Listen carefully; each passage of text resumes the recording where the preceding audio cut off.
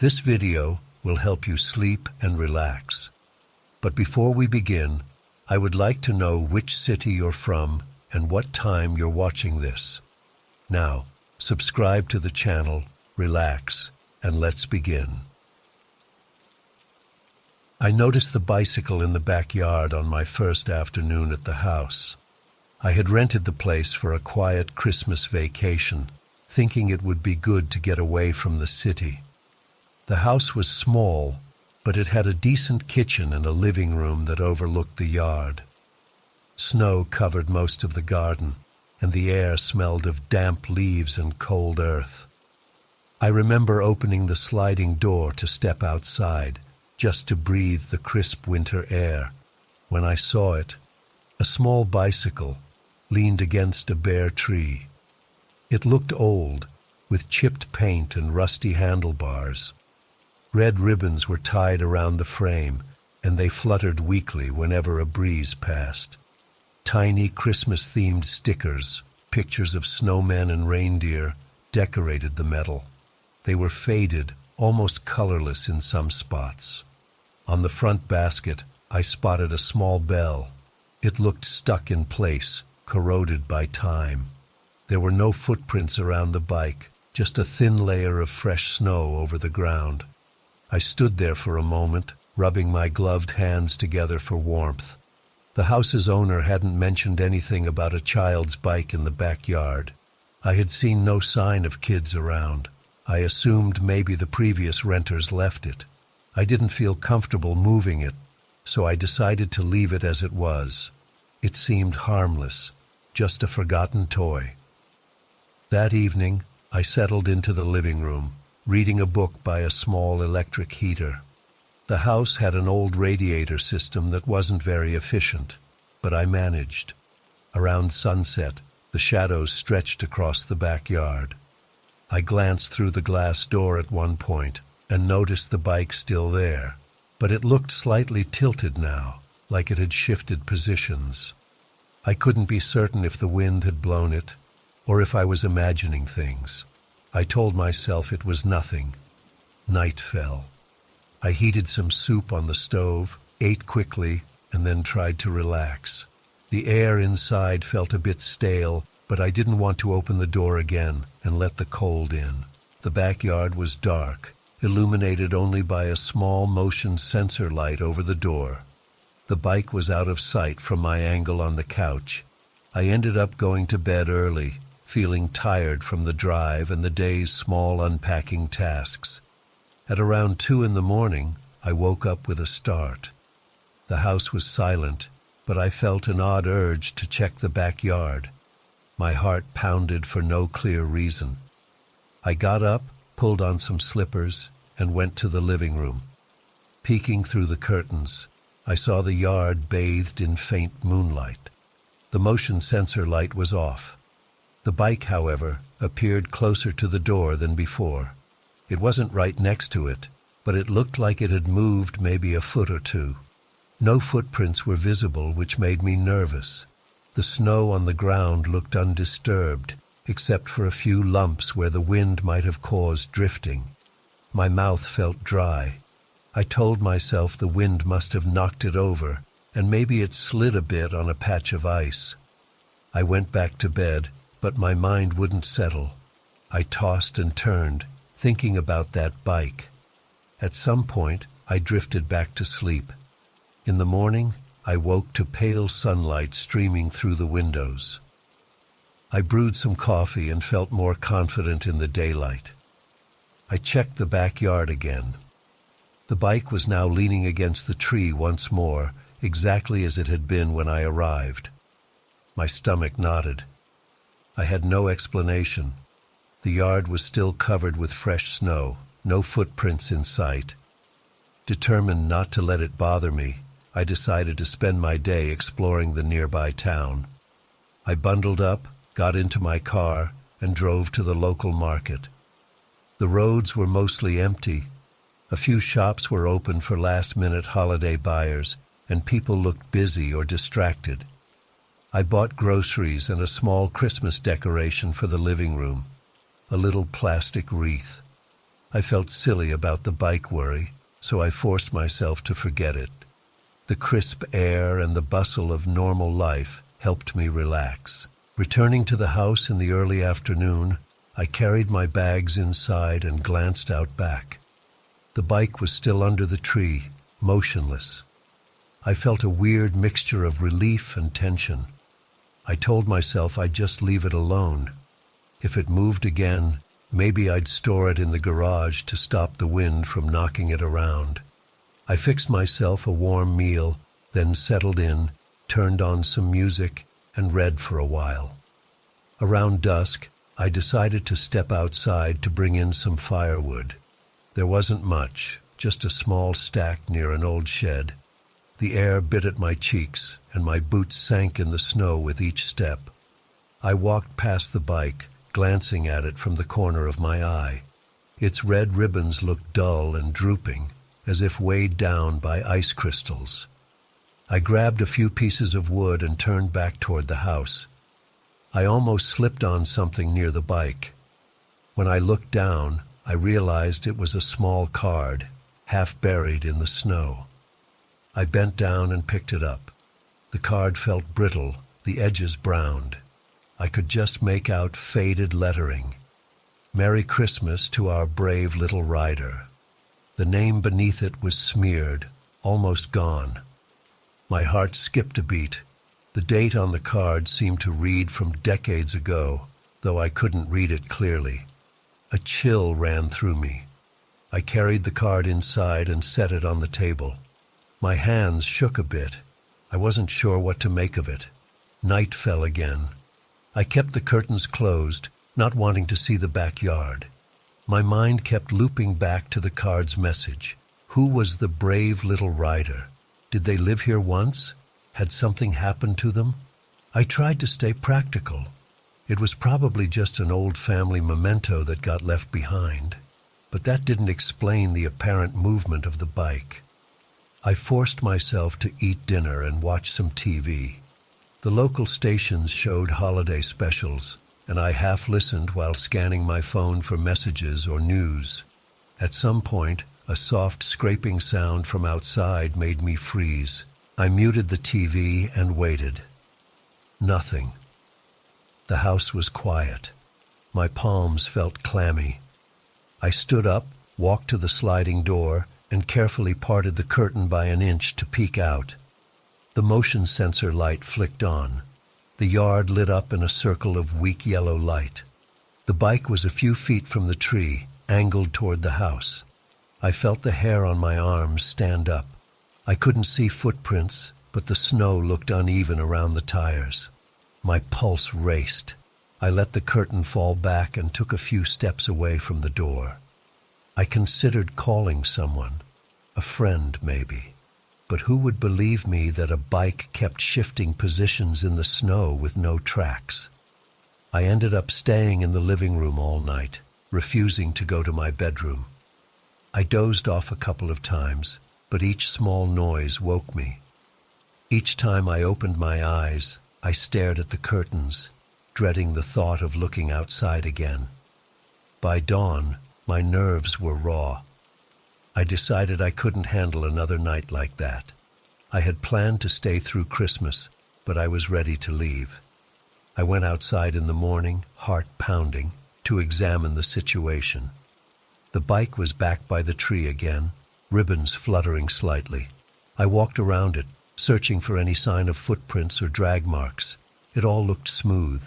The air was still and cold. My eyes teared up from the wind. I circled the yard, checking for holes or hidden wires, anything that could explain a trick. Nothing. I pushed the bike a bit with my foot. It felt solid, heavy enough that wind shouldn't move it.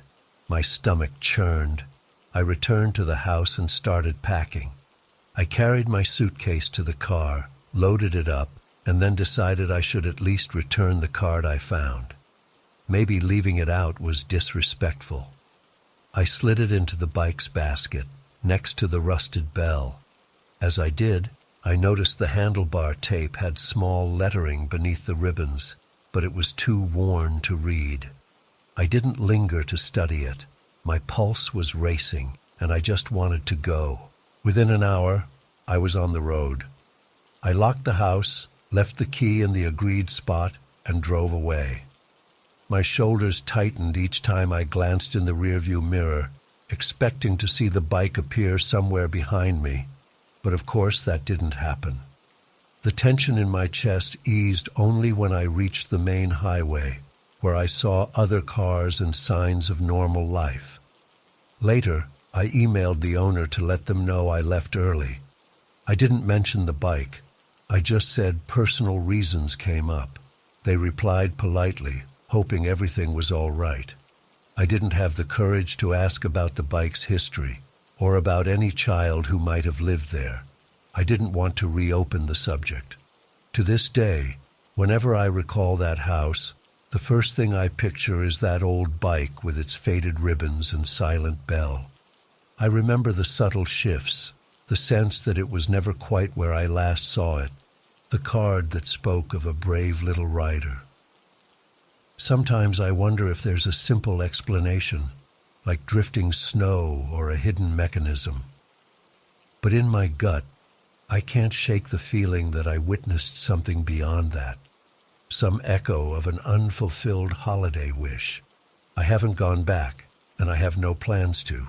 I still get chills when I see decorated bikes or children's toys left in yards. I try to dismiss it as nerves or imagination, but inside, I know I experienced something I can't neatly label. That's the whole story. An abandoned decorated bike in a snowy backyard, shifting positions on its own, leaving no tracks behind. I left before I could find out more. I'd rather keep my sanity than chase answers in a place that made me question what I was seeing. If someone else wants to solve that puzzle, they can. I'm done with it.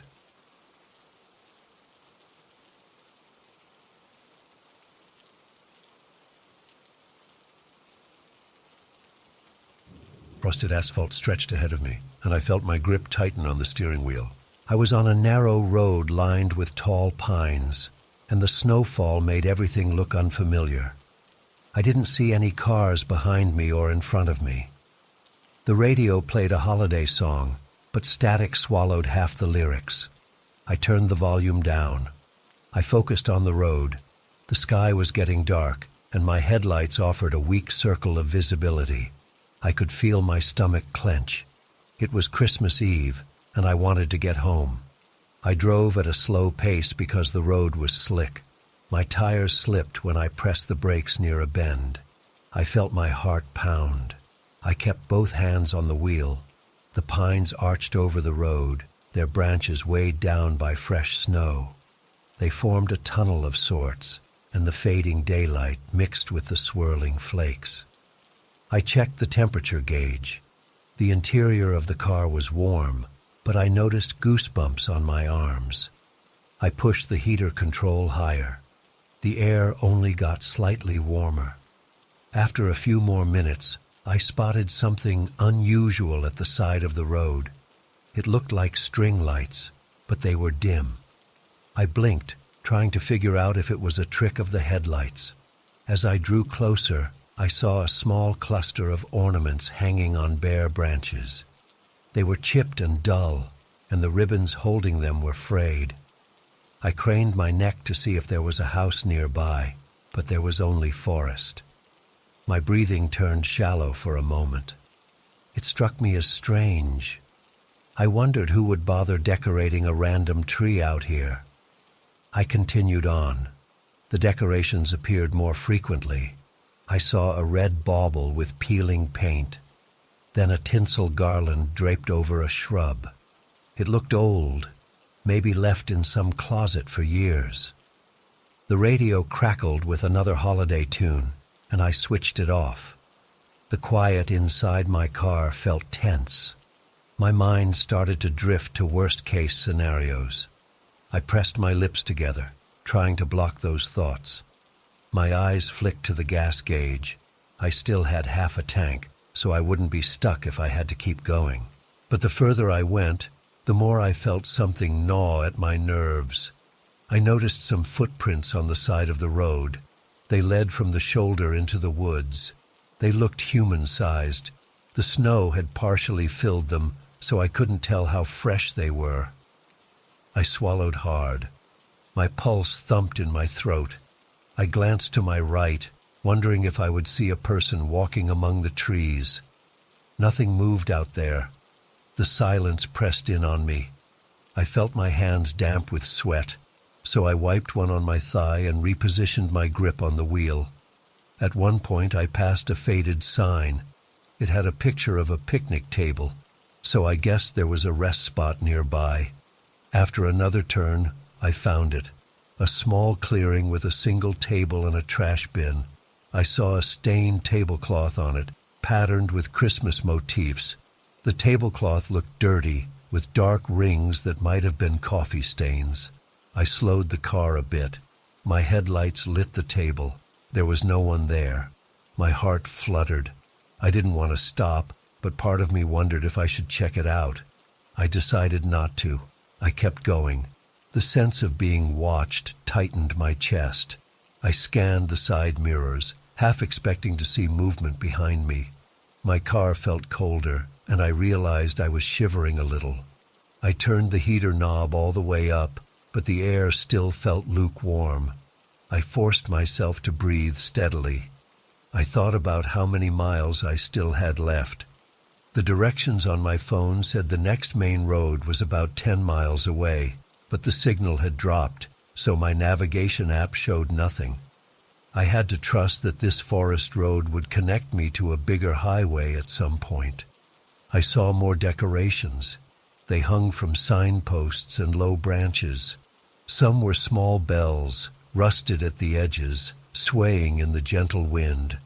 The sight made my scalp tingle. They seemed so intentionally placed, almost like a path someone had decorated. I checked my rearview mirror every few seconds now. I kept telling myself there had to be a logical explanation. Maybe some local tradition. Maybe a lonely person trying to bring holiday cheer to this empty road. My breath came faster. My heart felt like it was beating in my ears. The daylight was gone, and the only light now came from my headlights. The pines closed in around the curve. I saw something else, a set of footprints crossing the road to the other side. They were spaced unevenly, like the person was limping or carrying something. My chest felt tight. I gripped the wheel so hard my knuckles hurt. I couldn't see anything else. I glanced at my phone. Still no signal. The radio hissed with static. My only company was the hum of the engine and the crunch of tires on snow. At one point, I spotted a bigger decoration on a battered fence near the road. It was a wreath with missing branches, and there were scraps of fabric dangling from it. I saw that the fabric had a pattern of snowmen. It moved slightly in the breeze. I felt a chill that had nothing to do with the cold temperature. My mind pictured someone out here, tying that piece of fabric to the wreath. Why? Why put it there? I couldn't stop my imagination from conjuring strange scenarios. I felt a twist in my gut. I noticed a possible side road branching off to the right, but it was barely visible and covered in drifted snow. My gut told me not to take it. I stayed on the main track. The trees seemed denser. The branches formed an arch overhead, blocking most of the sky. The road was so empty. The only sign of life was my car's headlights cutting through the gloom. I kept my eyes ahead, but I couldn't shake the feeling that if I looked in my mirrors too often, I might see someone behind me. My hands felt clammy again. I flexed my fingers and tried to calm down. A few more minutes passed, and then I spotted something else. A small sign that used to show the road number, but half of it was broken off. An ornament dangled from the metal bracket. It looked like a plastic candy cane. I couldn't see it clearly, but it had stripes, and part of it was cracked. I checked my watch. It was only 5 p.m., but the darkness was complete. My stomach felt tight. I realized I was hungry, but I had no appetite. My entire focus stayed on the road. Suddenly, I felt the car slide a little. The back wheels lost traction. My pulse pounded in my neck. I eased off the accelerator and steered gently. The tires caught again, but I felt my arms tremble. I forced a shaky exhale. I wanted to stop and gather myself, but I didn't want to linger in this place. I kept driving. The next curve revealed more tracks in the snow. They looked fresh, but the edges blurred. They led from the woods to the other side of the road. I clenched my jaw. My heartbeat was so loud in my ears that I thought I heard it over the engine. There was no sign of a parked car or a cabin. I wondered if a hunter or a hiker might be out here, but it felt too cold for that. I gripped the wheel until my fingers ached. I came upon a tiny wooden sign that pointed to a rest area. I saw a short driveway that opened into a wide clearing. There was a single lamppost with a faint glow. The snow sparkled around it. I caught sight of a battered picnic table. Its surface looked warped from the moisture. The lamppost flickered, and I saw a cloth on the table. It looked like the same cloth I'd seen earlier, but maybe it was just similar. My neck tightened. I pressed the gas pedal gently and moved forward. I saw no sign of a vehicle, but I thought I caught a glimpse of something hanging from the lamppost. I strained to see. It seemed like a bell or an ornament, but then my headlights moved on, and the clearing fell behind me. I noticed the temperature indicator in the car read lower than before. I felt the cold even though the heater was on full blast. I rubbed my arms to warm myself. My eyes kept darting from side to side, scanning the trees. My ears felt like they were straining for any sound, but it was so quiet. Occasionally the wind kicked up and the branches swayed. I passed another stretch of the road that looked narrower. Tall pines loomed overhead. I realized I had goosebumps again. My stomach churned with nervous energy. My hands trembled on the steering wheel. I thought about pulling over to gather my thoughts, but the idea of stopping scared me more than continuing. I wanted to get past this forest. I wanted to see an open sky or a row of houses, anything that indicated I was closer to civilization. As I rounded the next bend, my headlights illuminated a set of footprints leading off the road toward a cluster of trees. They were spaced wide, like someone had been running. My breath caught in my throat. I slowed down, my eyes locked on those prints. My chest felt so tight that I had to remind myself to inhale. The footprints vanished into the darkness beyond my headlights. I rolled the window down an inch, listening for anything. All I heard was the wind. I shut the window again, my heart hammering. I pushed the car forward. My fuel gauge showed a quarter tank left. I told myself I could make it. The main highway shouldn't be far now. My phone signal was still dead. The cold air seeping in felt unnatural. I twisted the heater knob back and forth, but nothing changed. My mind raced with questions about the footprints, the decorations, and the emptiness. I realized I was clenching my teeth so hard my jaw hurt. I tried to relax my shoulders, but they stayed tense. My headlights caught another decoration. It was a weathered wreath hanging from a crooked road marker. The wreath had bits of color that might have once been bright red. Now it looked faded and shredded in places. I swallowed. My hands felt numb. I slowed the car again, checking the area carefully. I saw no movement. The road ahead curved, and I couldn't see beyond a small stretch. I told myself not to stop. I pressed forward. My tires crunched over packed snow. I passed the wreath. Then my mirror reflected it shrinking behind me, swaying gently. I exhaled shakily. I tightened my grip on the wheel, feeling my heart pounding in my temples. I imagined I heard faint bells, but I wasn't sure if it was real or my mind playing tricks. It could have been the wind. My mouth felt dry, and my tongue stuck to the roof of my mouth. After another few minutes, I spotted a subtle break in the trees. The road began to straighten. A faint glow appeared in the distance, and my heart leaped with hope. Maybe that was a town or a roadside establishment. My pulse remained high, but I felt a small sense of relief. I accelerated carefully, wanting to get away from these pines. My head throbbed. My breathing was shallow. The radio only hissed static, and I didn't bother turning it off or on. I reached a sign that said the next major highway was 2 miles away. My entire body felt like it was loosening up. I let out a loud breath.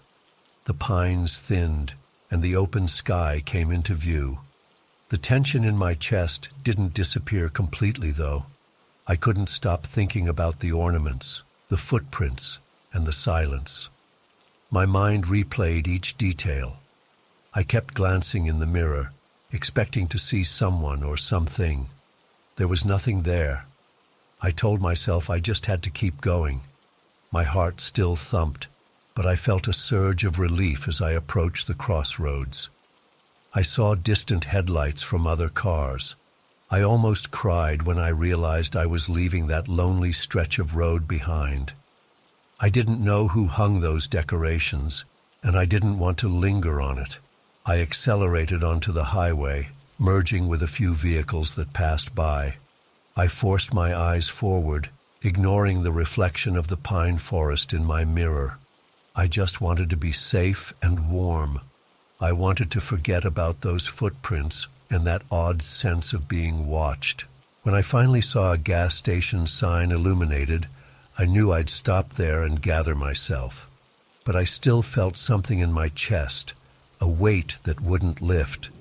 My shoulders ached from tension, and my jaw felt stiff. I pulled in under the bright lights of the station, parked, and sat for a moment. My hands shook on the steering wheel. I listened to the engine idle. Then I exhaled. I was safe now. I turned off the ignition, stepped out, and looked at the snow collecting around my tires. The darkness of the pines was behind me, far down the road. I hoped I would never have to drive that way again.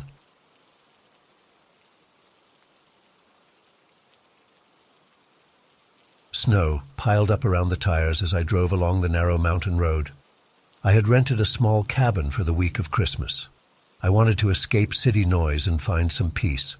The listing promised a private spot with a nice view. When I arrived, I saw only 2 cabins in the entire area. The one I rented and another about 50 yards away. I hadn't expected a neighbor so close. The trees around us were leafless and thin, which meant I could see the other cabin pretty clearly. It had a wreath on the front door and a weak light inside, like a single lamp or candle. I unpacked my bags, locked the car, and stepped into my cabin. The wind made the door heavier than I expected. When I switched on the lights, I noticed the place was small but cozy. A fireplace sat in the corner, and there was enough firewood for several days. I tried the taps to check the water pressure and found it steady. The heat took a while to kick in, but soon I felt a slight warmth.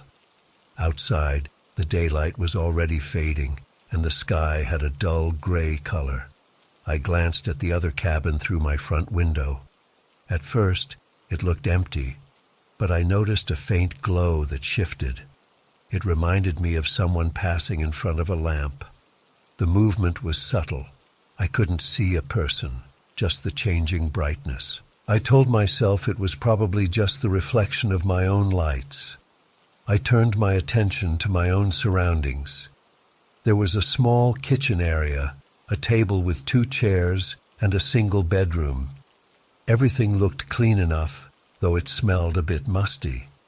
I stocked the fridge with the supplies I'd brought and set my phone to charge. There was no signal here, but the phone was my only clock aside from my watch. By the time I finished settling in, it was dark outside. The silence felt heavy. The only sounds were the crackling of the small fire I'd started and the occasional gust of wind against the windows. Now and then, I heard the house creak. I opened the curtains a bit to see if the other cabin had any activity. I saw a faint light in the window. It looked like a single bulb. I wasn't sure if someone was actually there, but the presence of that glow made me feel uneasy. The listing never mentioned neighbors.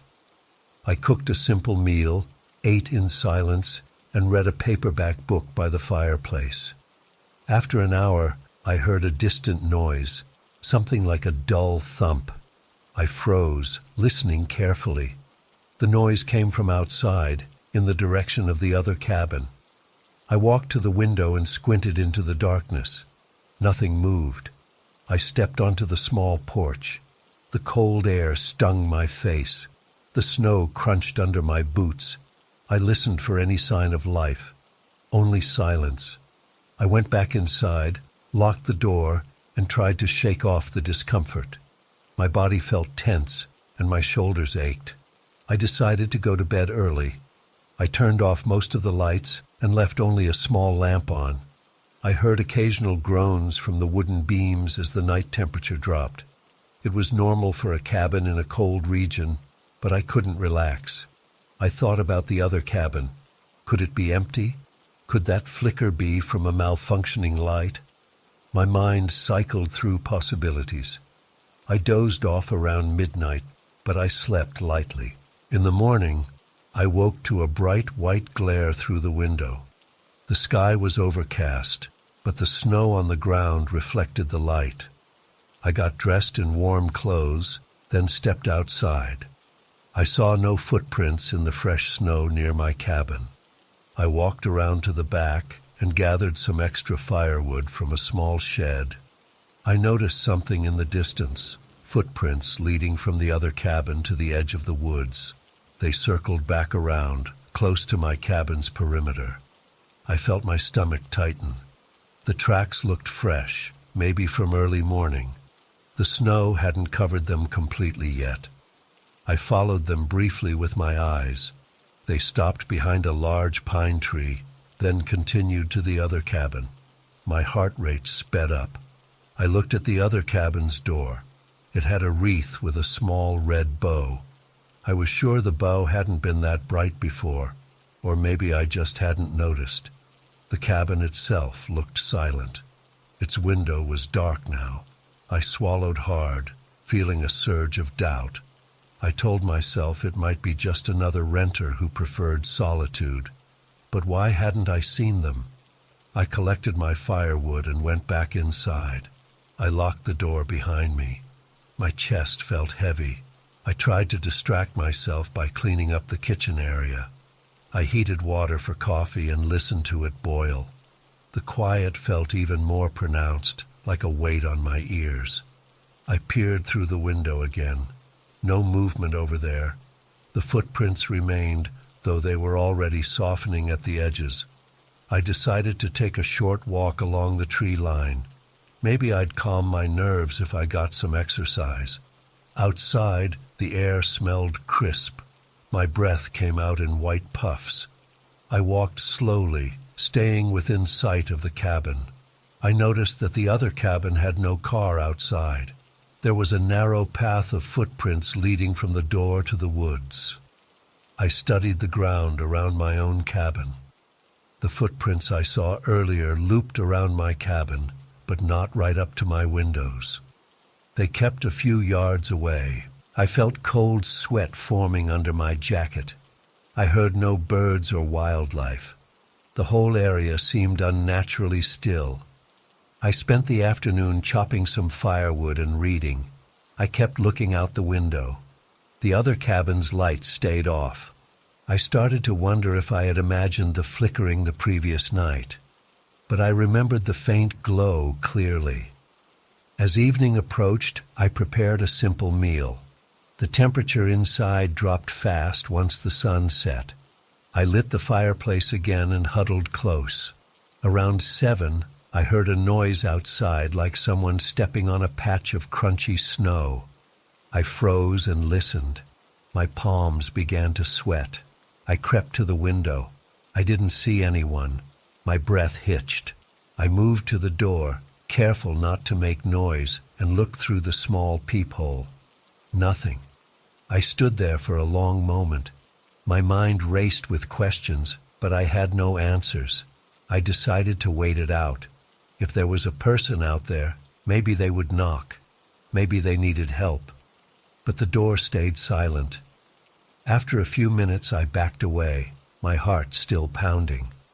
When full darkness came, I forced myself to read again, but I couldn't focus on the words. Every small sound made me tense up. My mouth felt dry. Around 9, I heard something again. It was quieter this time, more like a soft scraping near the side of the cabin.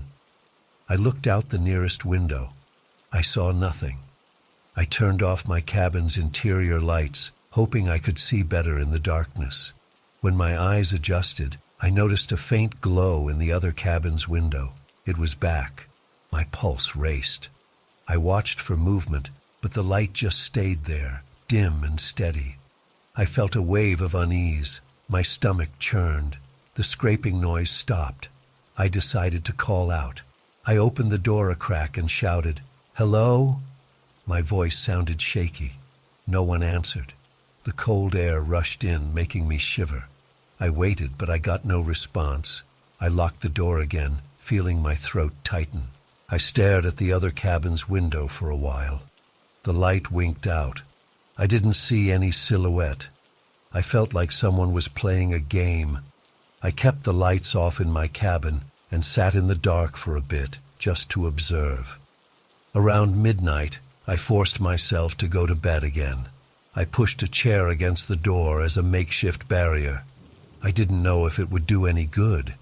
My mind swirled with thoughts of who might be in that other cabin. I couldn't contact anyone. My phone had 0 bars. The first night I had tried to find a Wi-Fi signal, but there was none. My heartbeat pounded in my ears as I lay there, listening for sounds. Eventually, I dozed off. Morning came, and the light outside felt harsh. I jumped out of bed and checked the windows first. The other cabin looked empty, like before. No lights, no movement. The snow was deeper, and the footprints from yesterday were almost gone. I opened my door carefully. The cold, still air hit my face. I stepped out and walked around my cabin. I saw new footprints in the fresh snow. They circled my cabin again, closer this time. My breath caught in my throat.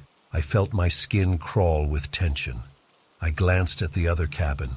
The wreath on the door looked slightly rearranged. The small red bow was now hanging to the side, and a tiny metal bell had been added. It definitely hadn't been there before. I went back inside and locked up. My hands shook as I set the lock. I considered walking over and knocking on the neighbor's door, but every time I pictured doing that, my gut twisted. I didn't know who was there or what their intentions were. By now, my entire body felt on edge. My shoulders were tense, and I felt a slight ache in my lower back from sleeping poorly. I tried to calm down by making breakfast, but I had no appetite. I just pushed the eggs around on the plate. The hours passed slowly. In the afternoon, I heard a faint clanging sound, like a small bell. I rushed to the window, but saw nothing but wind-blown snow. The noise might have come from that new bell on the wreath. Maybe the wind jostled it. My heart rate stayed high. I realized I was gripping the windowsill so hard my knuckles were white. I forced myself to let go. As the second night crept in, the sky turned dark. The silence became more pronounced. I noticed a faint odor of cinnamon on the breeze, which made my nerves flare. Who would be baking or cooking around here? The idea of a neighbor doing holiday baking should have felt normal, but it unsettled me. It suggested someone was definitely in that cabin, living their routine, yet they never showed themselves. I thought about grabbing my jacket and pounding on their door. I weighed the risk. If they had been prowling around my cabin, maybe I didn't want that confrontation. I tried to watch TV, but the antenna picked up almost nothing. I got a fuzzy picture of some old show, which was barely watchable. I turned it off. The wind picked up and the trees outside swayed. My anxiety spiked. I paced the cabin. My chest felt tight. At one point, I made the decision to leave first thing in the morning. I'd cut my trip short. I could drive down to the nearest town and find a motel. Anything to avoid another night like this. Right around 9, I smelled that cinnamon scent again. It was stronger now. I swallowed hard, feeling my heartbeat accelerate. I crouched near the window, peering out. The other cabin's light flickered, then returned to steady brightness. My palms grew damp. Then I heard a soft thud against my outer wall. I jumped and almost dropped the book I was holding. I held my breath. I stood by the door, hand on the knob. I felt my heart pounding in my neck, but I couldn't bring myself to open the door. Minutes passed. The tension in my muscles grew worse. My mind raced through possibilities. Was someone messing with me? Was it just a local resident with strange habits? I didn't know. I stayed by the door for a long time, barely breathing. Eventually, I heard nothing else. I peered through the front window again, focusing on that other cabin. The light stayed on, but I saw no shadows. I felt trapped by my own fear. I barely slept that night. In the morning, I gathered my belongings and packed the car. The snow was thick, but my vehicle had four-wheel drive. I couldn't stand another moment in that cabin. I left the key on the table and locked the door. I glanced over at the neighbor's place one last time. The wreath was gone, replaced by a plain rope loop on the door. I didn't see footprints around it because the wind had blown snow everywhere. My hands trembled on the steering wheel as I started the engine. While driving away, I kept checking the rearview mirror. I half expected to see someone appear in the clearing behind me, but I saw only the swirling snow. My breath was shaky. My chest felt tight and hot. I turned onto the main road and left that place behind. The memory of the silent cabin with its changing lights stayed with me.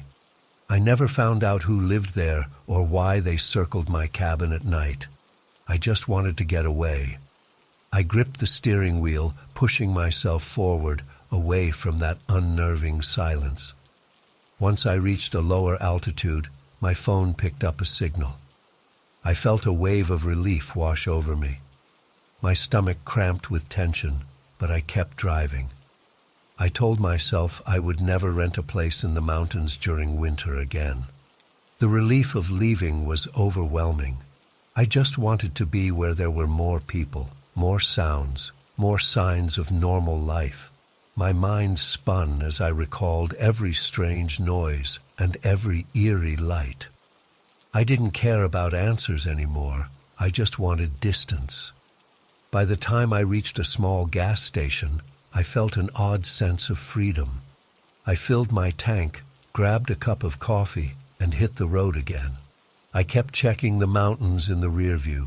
They looked peaceful from a distance, but I knew how empty and silent they could be up close.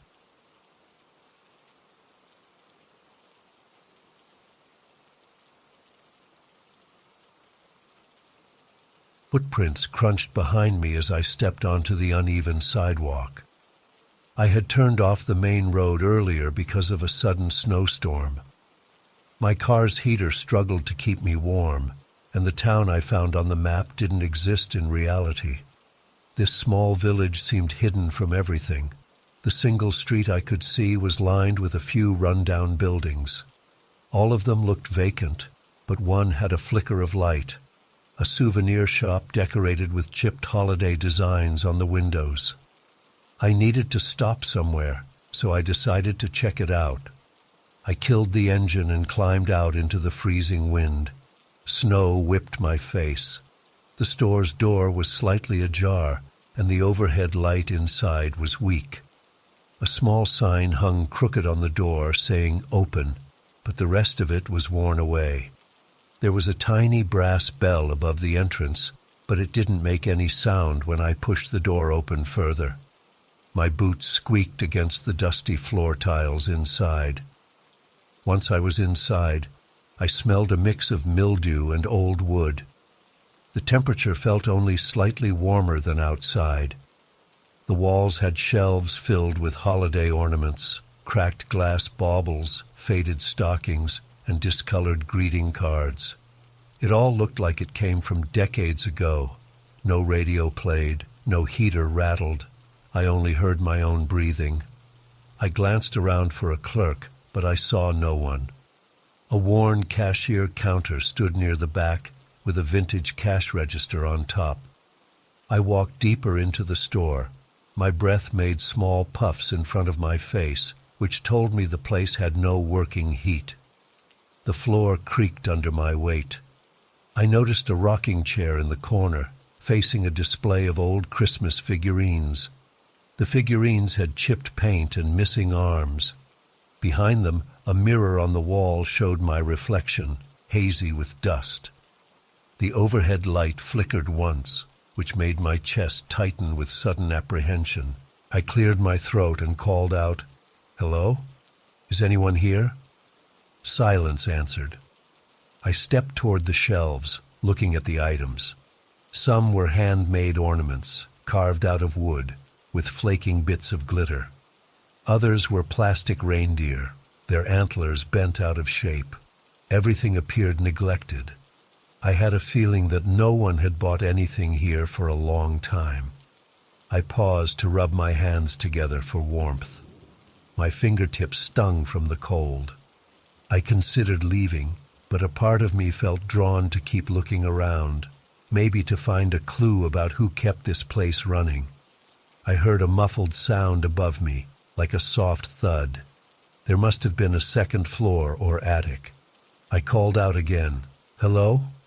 My voice echoed slightly. Still no response. I felt a spike of adrenaline. My mind jumped to thoughts of squatters, or maybe an owner who couldn't afford to heat the store.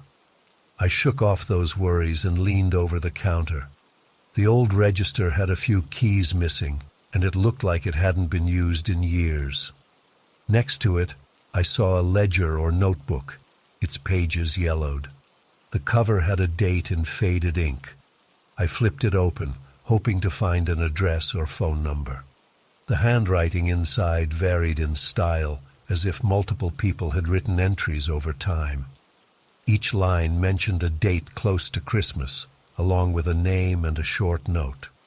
Some lines read, 12:20, Mr. Carter, looked at ornaments, left quickly. Another said, 12:22, the Peterson family, spent time browsing, did not buy.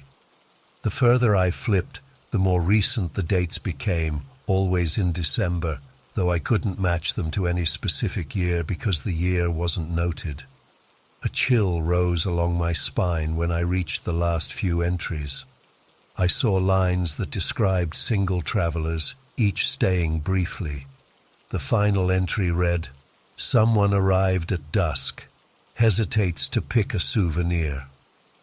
That made my breath catch. I looked at the store around me. My chest felt tight. I realized the description might fit me. I had walked in around dusk. I was hesitating to buy anything. I swallowed hard and flipped the page again. There were no more entries after that line. I set the ledger down, feeling my pulse hammer in my ears. I looked around, half expecting someone to appear and confront me. I tried to think of a logical explanation. Maybe the owner had jotted down notes while watching from somewhere upstairs. That thought wasn't comforting. My eyes darted to the stairwell at the back of the store. It was dark, with only a single step visible under the weak overhead light. I approached the base of the stairs, calling out, "Hello? I'm just passing through. I need directions." My voice wavered a bit. I hated how nervous I sounded. After a few seconds of silence, I heard another muffled noise from above, like something heavy scraping across the floor. My stomach clenched. Part of me wanted to climb up and check. Another part insisted I leave. I backed away from the stairs. My legs felt tense, ready to bolt. I took a breath and decided to do a quick look around the ground floor before leaving. I went behind the cashier counter, stepping around a stool that looked ready to collapse. The storage area behind the counter had old boxes stacked up to my chest. One box was open, revealing more dusty ornaments. I poked a finger at the top layer. They felt brittle, almost soft from long neglect. The overhead light flickered again. My pulse jumped. I forced myself to move calmly toward the front door. The cold air that seeped through the gap reminded me how cold the store was. On my way out, I noticed a tall display stand near the exit, filled with postcards. They all showed snowy scenes with old-fashioned print, saying things like, "Merry Christmas from Walnut Grove," or other small towns I'd never heard of. I picked up one postcard. The back had a single word scrawled in pencil, "Observe." I felt my throat tighten. I dropped the card back into place. I tried to push the door open, but it resisted for a moment. My heart rate spiked as I pressed harder. The door finally gave, and a blast of cold wind hit me. I stepped outside, letting the door swing shut. The little bell above the frame finally rang, but it gave off a dull, strained sound, like metal on metal. I stood on the sidewalk, my breath forming clouds in the air. The rest of the street was silent and dark, except for one flickering lamppost near the corner. I looked back at the souvenir store. The sign "Open" dangled crookedly. Through the window, I saw the dim light swinging slightly. I got the feeling something inside was still moving. I hurried across the street to where my car was parked. The snow had accumulated around the tires, and I had to brush off the windshield. While clearing the snow, I glanced over my shoulder. The store's front door was shut, but the light inside cast faint shadows against the glass. My muscles felt tight, and my chest ached from the tension. My mind replayed the line from the ledger. Someone arrived at dusk, hesitates to pick a souvenir. I tried to calm myself with slow breathing. I got in my car, slammed the door, and turned the ignition. The engine sputtered twice before starting. The headlights lit the street, revealing more empty buildings. I noticed that none of the others had lights on. I wondered if the entire town was abandoned, except for that one store. I rubbed my hands together for warmth as I let the engine run for a bit. Then I shifted into drive and pulled away slowly, the tires crunching over fresh snow.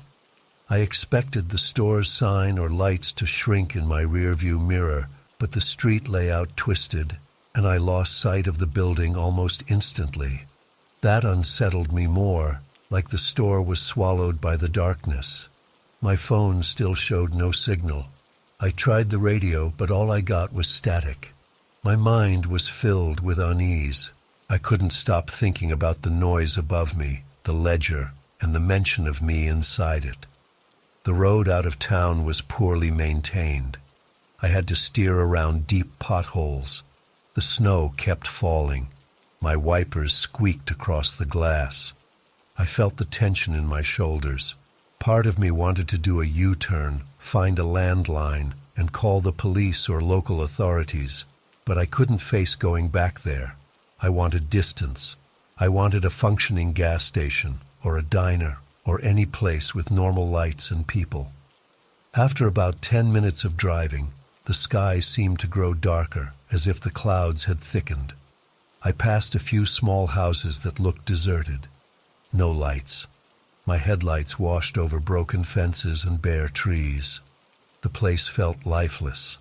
I realized how alone I was out here. My hands gripped the wheel, and I tried to keep calm. My stomach growled, but I wasn't hungry. It was just the tension. Eventually, I saw a faint glow up ahead, like a street lamp or a sign. I pressed the gas a bit more, hoping it was a real highway or a gas station. I checked my mirrors. The empty road behind me mirrored my state of mind, a patch of darkness with no shape. My heart still beat fast.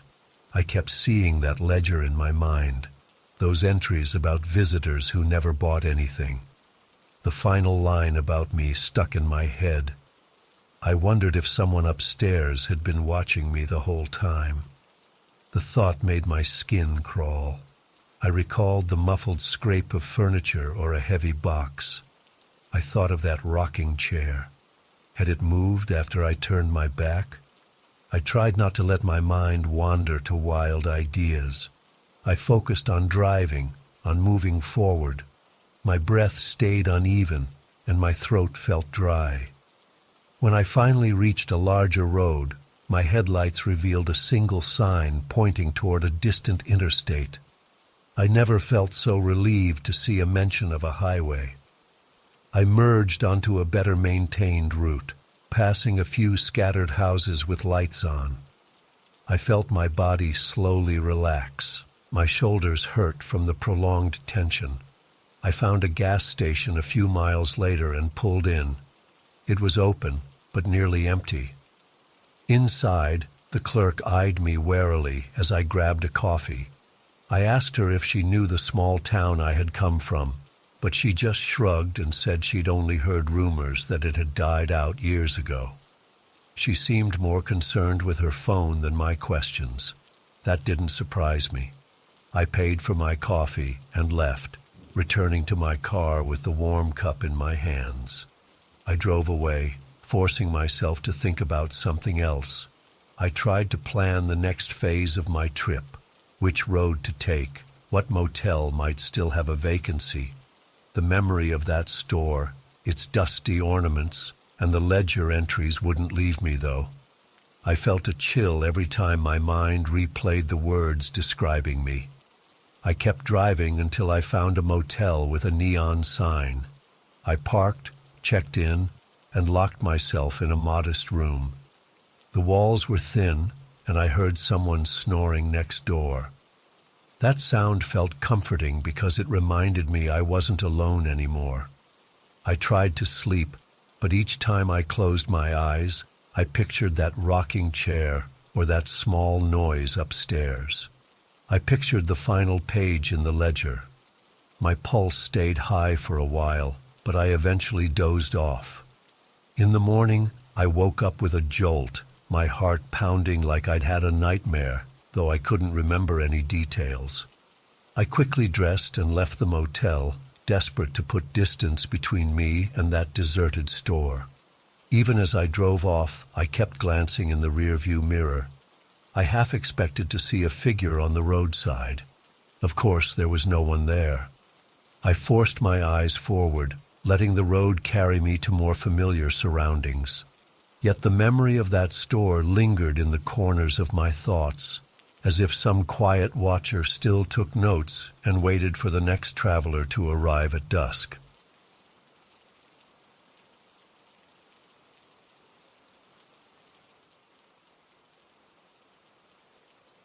Frost glistened on the steps when I arrived at the old country house. My breath came out in white puffs, and my arms ached from carrying luggage. I was here with my family for a Christmas getaway. The house was large, old-fashioned, and sat in the middle of a quiet, snowy landscape. I stepped inside and felt a wave of relief as the warm air hit my skin. The main living room had a big Christmas tree, soft lights, and a faint scent of pine. It looked welcoming enough, but by the end of that first hour, my attention drifted to the guest bedroom window. It had a strange mark in the corner that none of us could figure out. I set down my suitcase near the staircase. My family members were busy exploring the rest of the house. My mom unpacked groceries in the kitchen, and my dad fiddled with the thermostat. I wandered upstairs to pick a room. The walls were covered in old wallpaper, and the floorboards squeaked under my feet.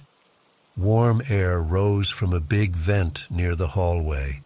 I peered into each bedroom, looking for the best one. At the end of the hall, I found the guest room where my uncle would be staying the next day. It was a medium-sized space with a dresser, a lamp, and a double bed. Before I left, I noticed something odd on the window. At first, I thought it was a smudge or a small crack. The glass looked foggy around the edges, but there was a darker patch in the top corner. It reminded me of an outline, almost like a faint shape. I shrugged, assuming it was just a flaw in the old window. I tried to rub it with my sleeve, but the glass was ice cold, and nothing changed. The mark stayed there. My fingertips tingled from the chill, so I stepped back and let it go for the moment. That evening, my family gathered in the living room. We lit the fireplace, set up a board game, and listened to holiday music. The windows downstairs were all fine, with big clear panes that showed the snow outside. Now and then, I heard the wind rattle the old walls. I went back upstairs to grab a blanket. The hallway lights flickered for a second, which made me pause. It was an old house, so I didn't think too much of it. Still, I felt a slight unease.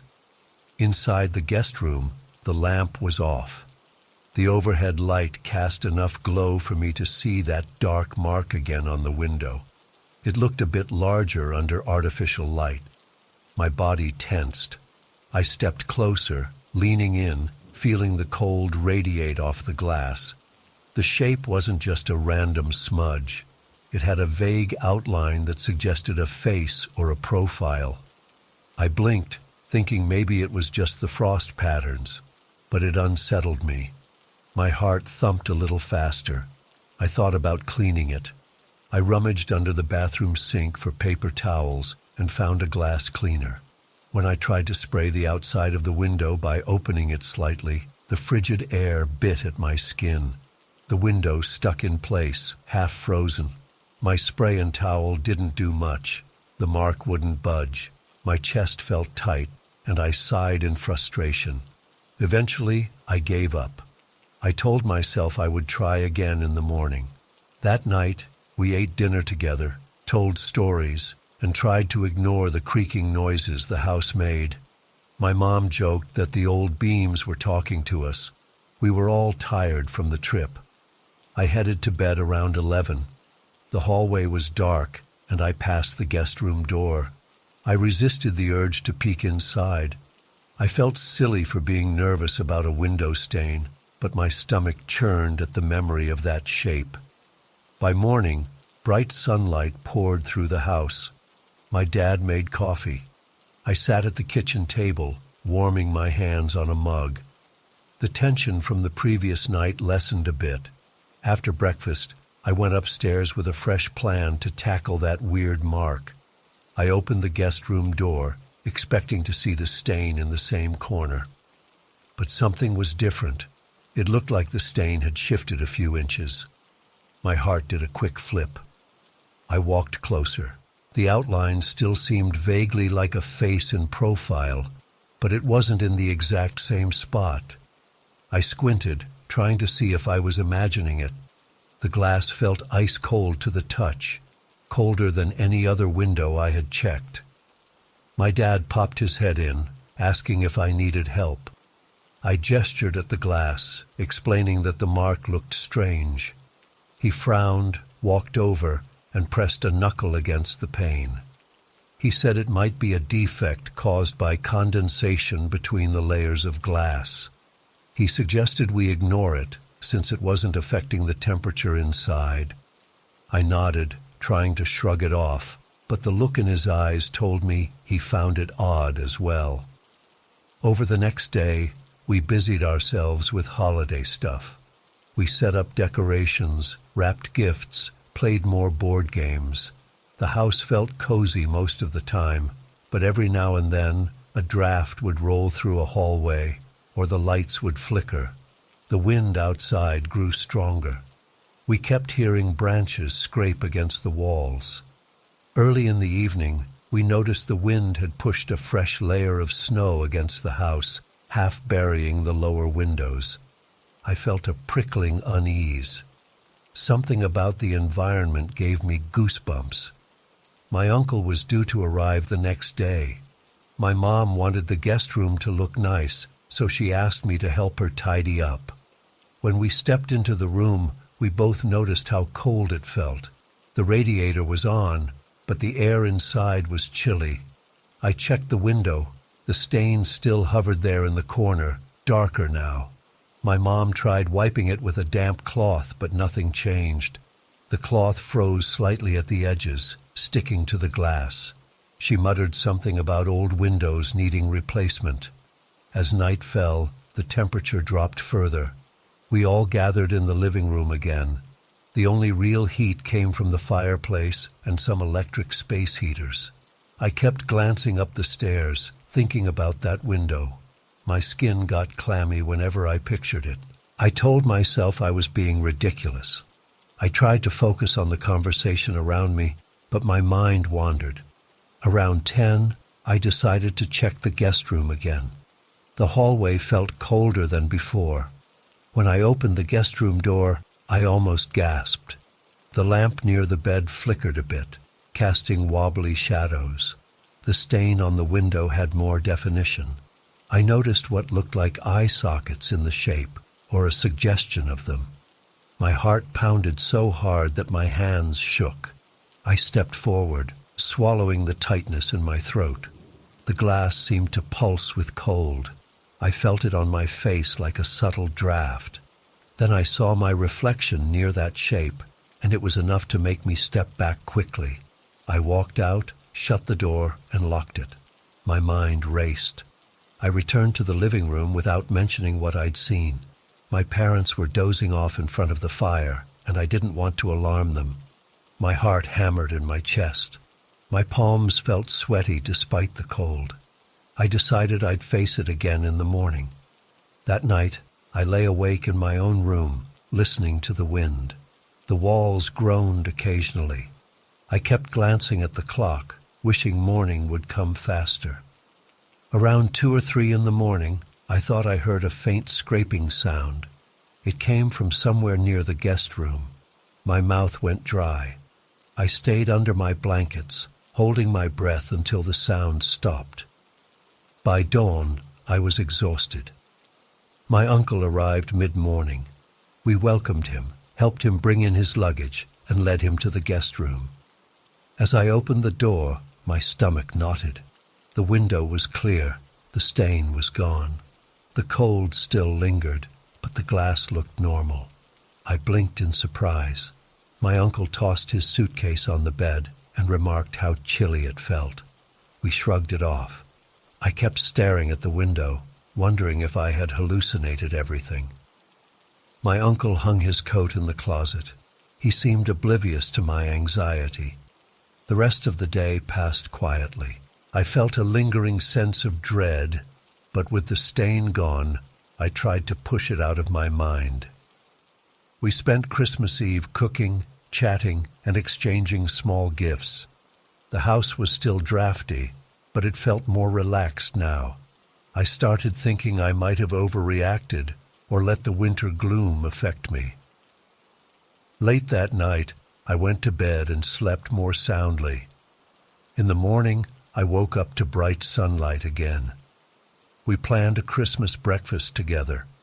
I headed downstairs, noticing my uncle wasn't in the kitchen. My dad said he was still in the guest room.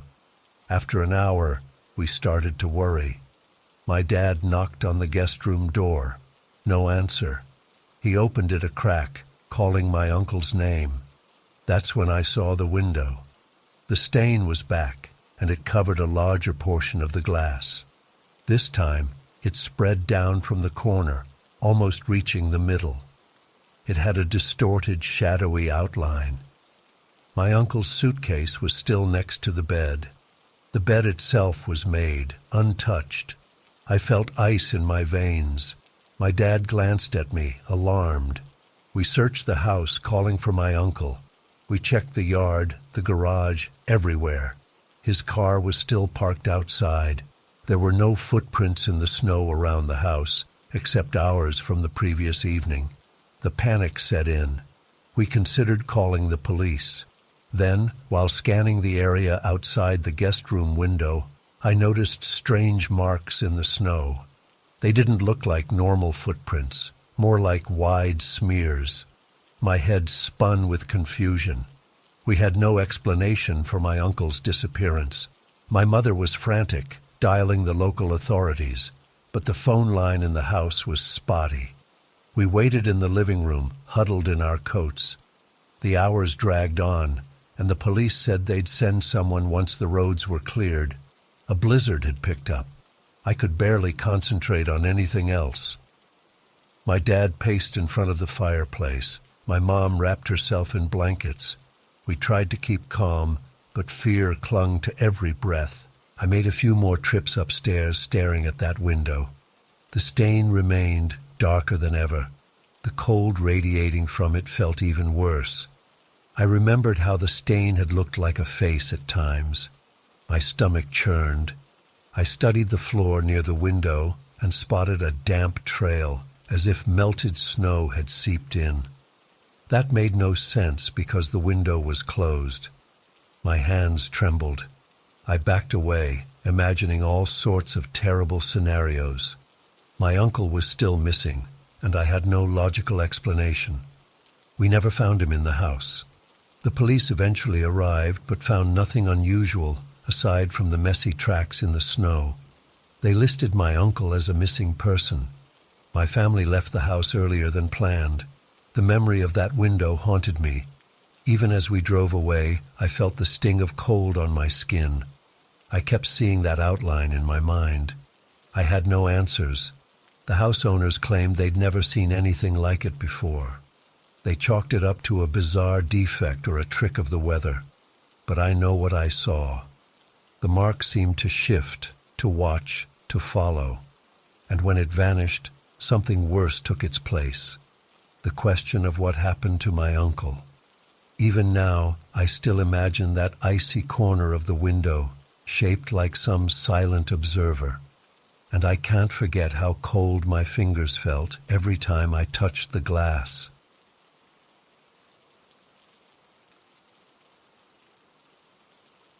And whipped across the fields as I drove along a narrow dirt road toward the farmhouse I had rented for the holidays. The air felt dry in my throat, and the day was growing colder. I passed a few bare trees, their branches stiff from the low temperature. The sky held a dull gray tone. I gripped the steering wheel and glanced at the dashboard clock. It was mid-afternoon, and I had a few more miles to go.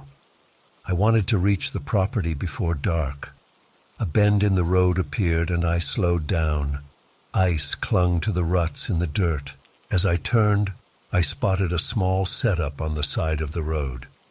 It resembled a shrine, but not an elaborate one. It stood about knee-high, made of weathered wood. A few pine branches rested against it, and someone had placed a single candle stub inside. I saw a simple string wrapped around a tiny painted bell that hung from a corner of the wooden frame. The paint on the bell looked chipped, and the shape of snowflakes drawn on it had faded. I wondered if someone local used it for a holiday tradition. I stepped out of my car to get a closer look. The ground crunched beneath my boots. My breath billowed in front of me. The small altar held a handwritten note, folded in half and wedged between two rocks. I was tempted to open it, but I paused. The wind blew harder, making the note flutter. The message on the front said, "Observe the wind before continuing." My fingers felt stiff in the cold, so I only glanced at the words. I tucked my chin down and walked back to my car. My nerves tingled with a mild discomfort, but I shrugged it off as simple unease from being in an unfamiliar place. The final stretch to the farmhouse took another 10 minutes. I parked near the front porch. The house looked old, with peeling paint and a sagging roof, but it had a certain charm. There was a wraparound porch, and the yard held piles of old leaves under a thin layer of snow. I grabbed my suitcase from the trunk and climbed the porch steps. The wind slammed the front door against the frame a little when I opened it. I entered a narrow hallway with a kitchen to the left and a living room to the right. The heat wasn't on, but there was a stack of wood near a cast-iron stove. I quickly started a fire. I unpacked my clothes in the bedroom, which had a small window overlooking a row of fields. The late afternoon light made the sky look even more washed out. My stomach felt hollow, so I prepared a quick meal with the groceries I had brought. I boiled water for tea and ate some sandwiches. The warmth from the stove spread slowly through the lower floor. The walls creaked now and then, probably from the wind outside. Once settled, I thought again about the little shrine on the road. I wondered who had put it there. The message on the note lingered in my thoughts. Observe the wind before continuing. It felt cryptic, but not hostile. I decided I would check it again the next day. Maybe I'd see footprints or some clue about who maintained it. Night came early. The darkness outside the windows felt heavy. The only sounds inside were the crackle of the stove's fire and the pop of old wood beams. I noticed the temperature in the house dropped quickly if I stepped away from the stove's radius. The air smelled faintly of smoke, but it wasn't unpleasant. After finishing a bit of reading, I climbed the stairs to the small bedroom and settled in for the night. My mind wandered to that bell. I pictured its chipped paint swinging in the wind. I tried to let the thoughts go, eventually drifting to sleep. In the morning, I woke to a pale light seeping through the window. The stove downstairs had gone cold overnight, so the house felt chilly. My breath hung in the air when I opened the bedroom door. I went downstairs, put fresh logs in the stove, and waited for the warmth to return. As I watched the fire catch, I felt an urge to go check the shrine. I finished a quick breakfast, bundled up in my coat, and stepped outside. The wind had eased a little, but the air was still bitingly cold. My car started with a loud groan. The dirt road was slippery, and I had to drive slowly. When I reached the bend, I pulled over. The shrine was still there, but something had changed. The little painted bell had moved. It faced the opposite direction, and the note I'd seen was gone. A different slip of paper lay under a small stone. My pulse skipped. I rubbed my hands together for warmth and walked over. I bent down, lifted the stone, and picked up the new note. It said, "Wind from the north. Watch the fields." The handwriting looked shaky, maybe due to the cold. My heart pounded a little. I glanced around. I saw no footprints, no tire marks other than my own. The bell swayed as the breeze picked up, making a dull, clinking sound. I shivered. The instructions seemed harmless, but I felt watched. My eyes scanned the tree line. Nothing moved. I got back in my car and drove to the farmhouse. The rest of the day was quiet. I worked on my laptop for a few hours, writing some reports I had to finish. The isolation of the farm created a strange atmosphere. Everything felt distant.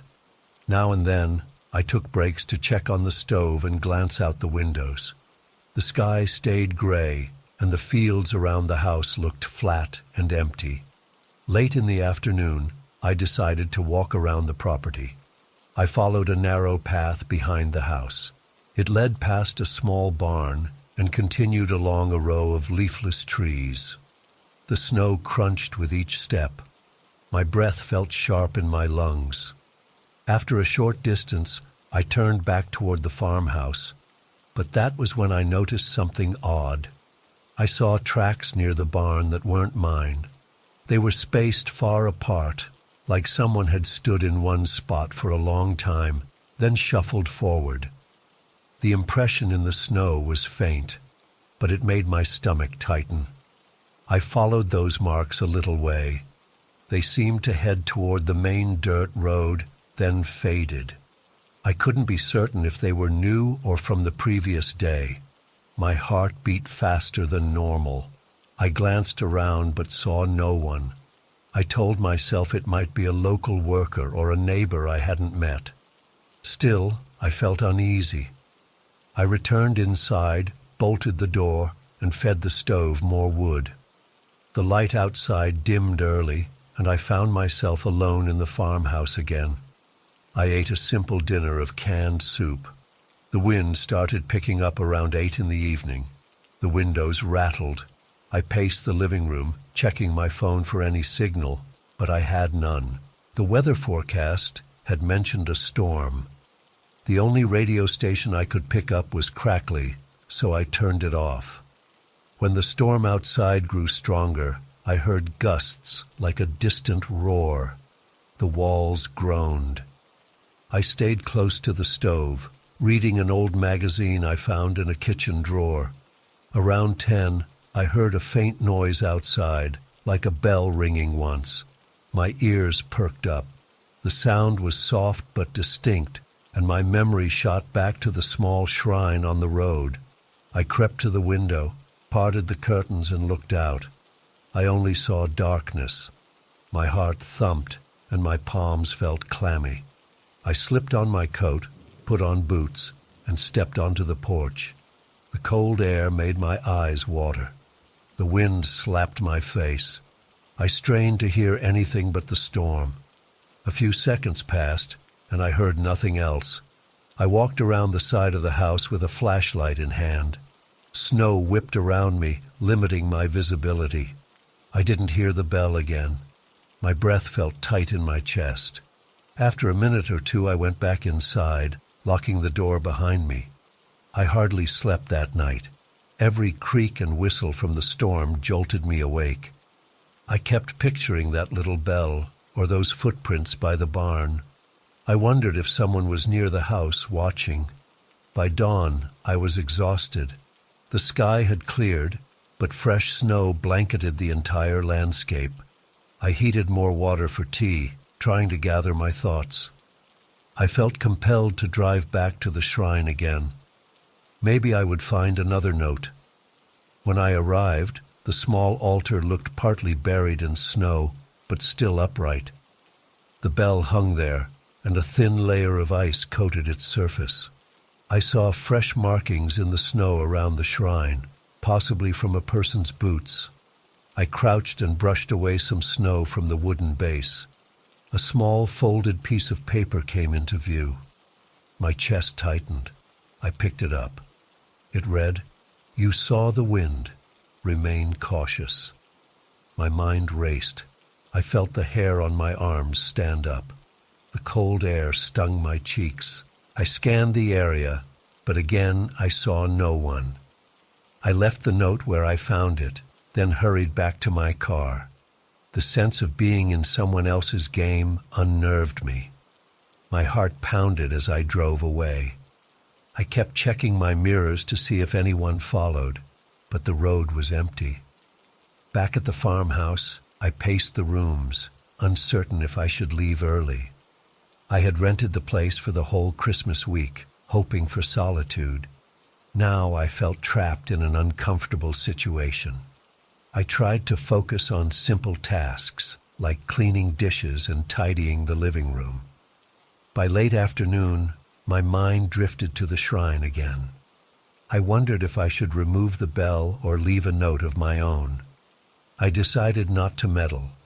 The daylight began to fade, and the wind outside started swirling again.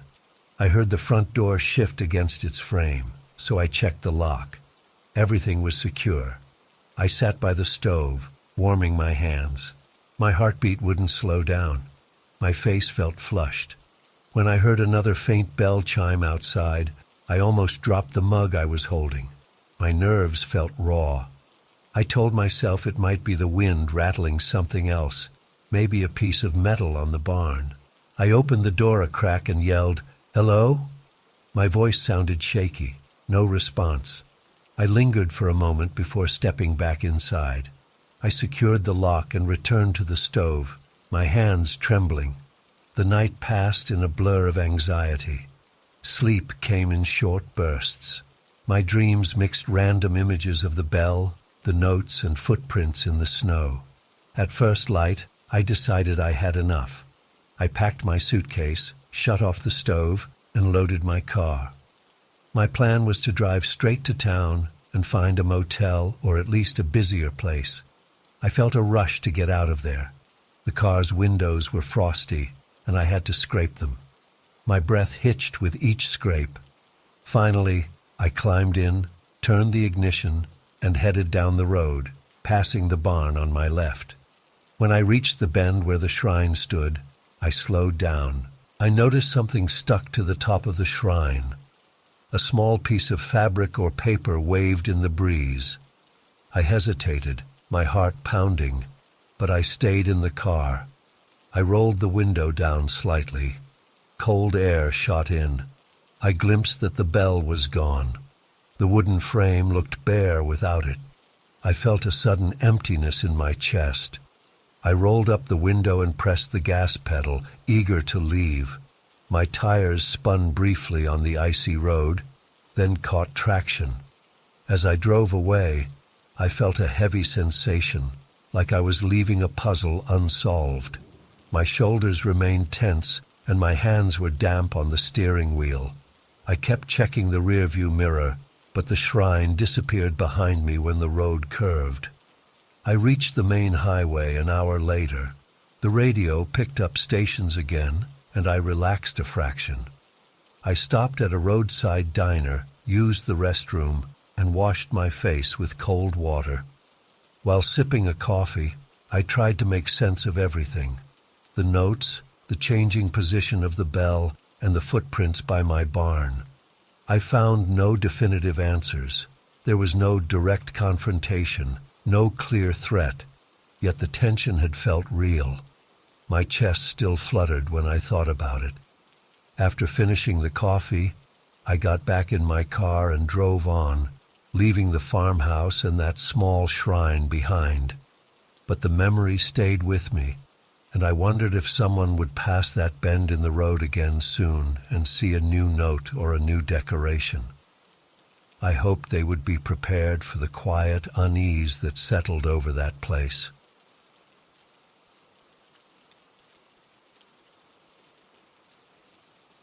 Rust-coated slush smacked against my windshield as I drove along the interstate. My wipers struggled to keep the glass clear, and my hands felt stiff on the steering wheel. It was the week of Christmas, and a sudden snowstorm had reduced my visibility to near zero. I saw a dimly lit sign on the side of the road, a motel with half the letters burnt out. Desperate for rest and warmth, I decided to stop there for the night.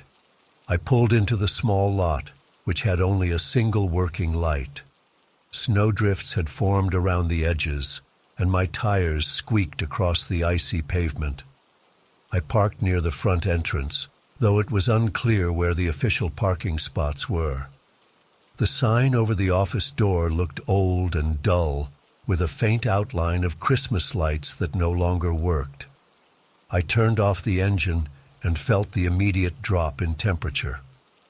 I grabbed my coat from the back seat and stepped out. The air stung my face, and I could barely see the road behind me in the swirling snow. Inside the motel's cramped lobby, I found a counter with a cracked bell resting on it. The overhead bulb buzzed and flickered. No one stood at the reception desk. I looked around at the outdated brochures scattered on a metal rack. They advertised local attractions, all dated from years ago. A small artificial Christmas tree sat in the corner, unlit and missing half its ornaments. The entire place felt neglected, as though it hadn't been updated for decades. I tapped the bell a few times. Its clang sounded weak, and it rattled in place. I waited, straining my ears for any sound of footsteps. Nothing. The silence made me anxious. My shoulders tensed, and I felt a dull ache at the back of my neck. I cleared my throat, called out, "Hello? Anyone here?" My voice echoed in the empty space. After a few long seconds, a man shuffled out from a dark hallway behind the desk. His face looked worn, as though he hadn't slept in days. He wore a faded sweater with a small embroidered snowflake on the chest. He didn't greet me. He just stared for a moment, then slowly turned the motel ledger around, pointing at it. I signed my name, paid in cash, since I wasn't sure if their card machine worked, and waited for a receipt or a key. His expression never changed. He handed me a key labeled Room 6 without a word, then backed away and disappeared down the hallway. My heartbeat thumped louder as I stood alone in the lobby, key in hand. The old floor heater blew weak air near my ankles, and I realized how cold I still felt. I zipped my coat all the way up, then left the office to find my room. I walked along a row of doors, each marked by chipped numbers. The single fluorescent light mounted above the walkway flickered every few seconds. Snow blew across the walkway, piling against the doors. I found Room 6 and inserted the key. The door stuck, but after a hard shove, it opened.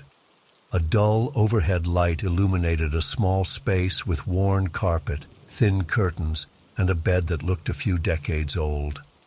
A tiny table near the window held a lamp, but it was off. I tried the switch on the wall. The lamp flickered, then settled into a dim glow. The heater under the window clicked a few times, spitting out only lukewarm air. I pushed the door shut and locked it, noticing the chain was partially broken. My stomach churned at the sight, but I tried not to dwell on it. I let out a long exhale, then set my bag on the bed. The sheets looked clean enough, though the colors were faded. I slipped off my coat and rubbed my hands together for warmth. I heard the wind howl outside, rattling the window. Feeling unsettled, I decided to check the bathroom. The sink dripped, and the mirror had a faint stain in the corner. The water took forever to warm up. I splashed my face, trying to clear my head. My reflection in the mirror looked tired, eyes ringed with worry. I dried off with a threadbare towel and returned to the main room.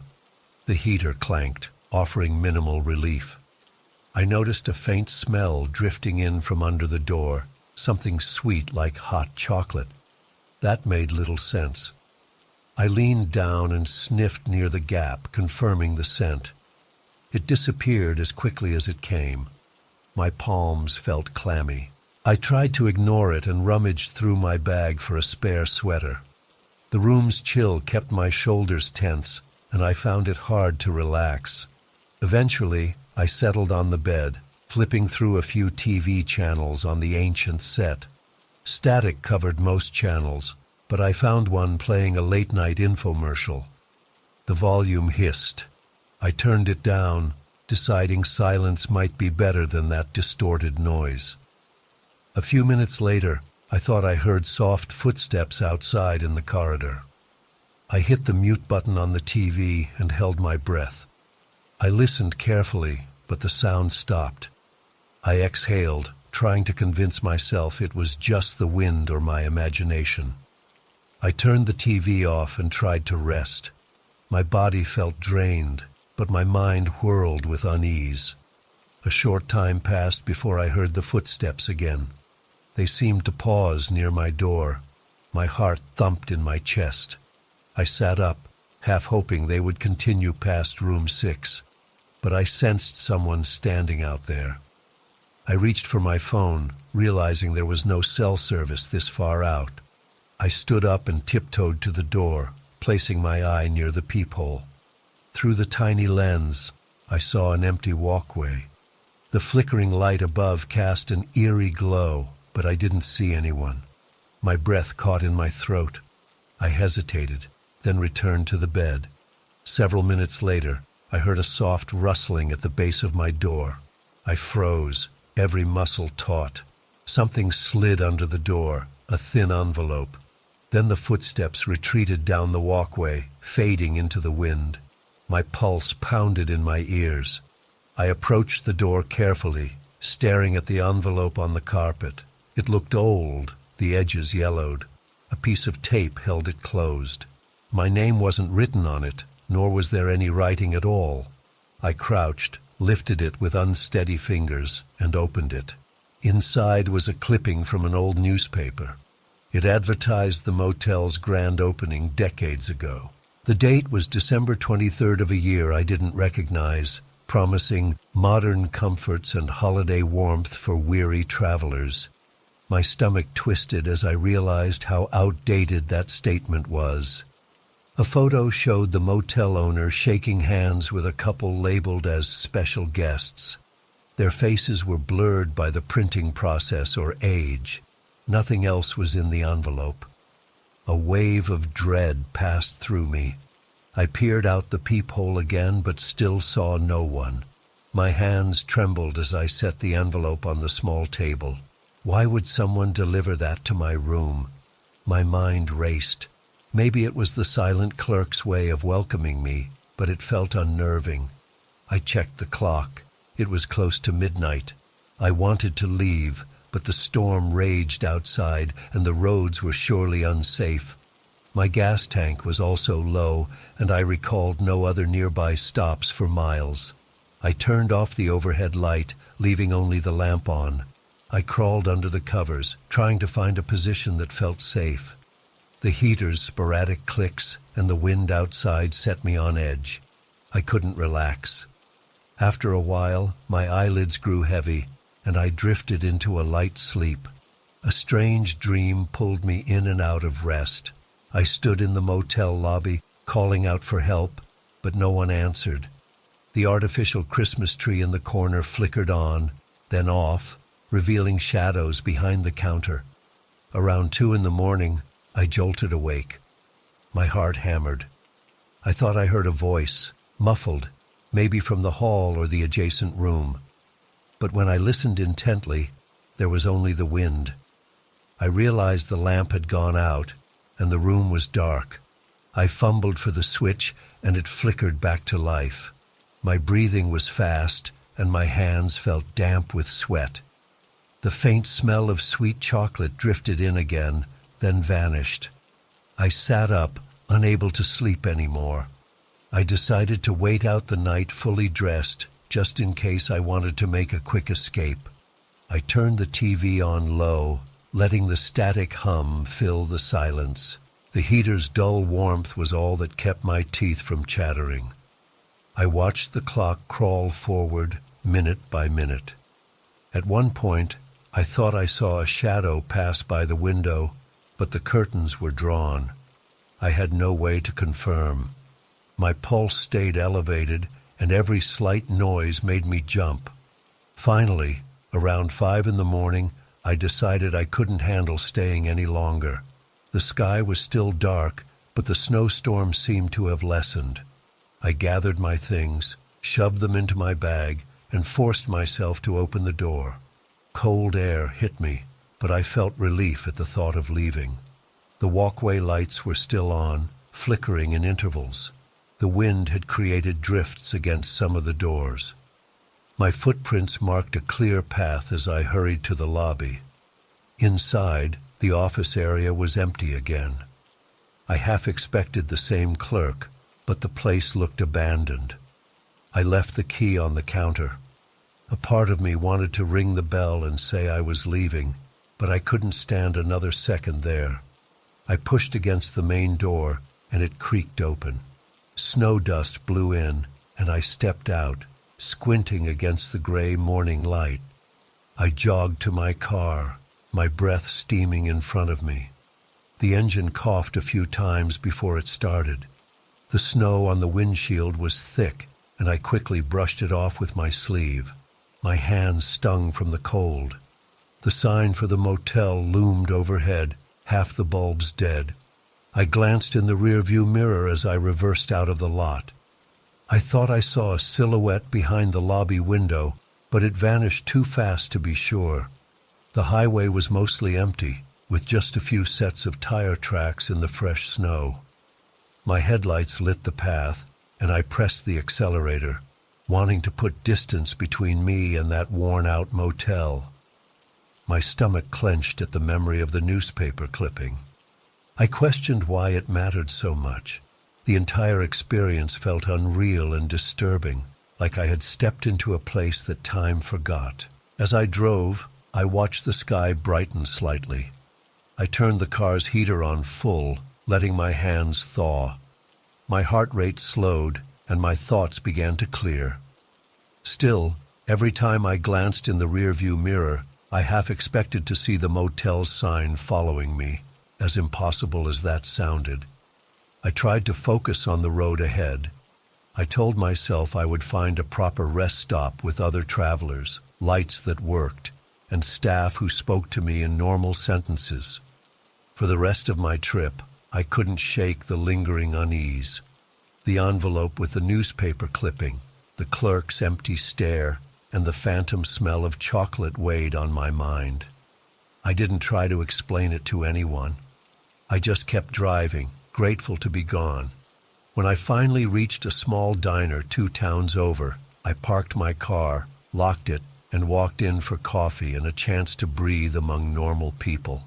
The memory of that silent motel stuck to me like the chill in the winter air, and I doubted I would ever return to that stretch of road again.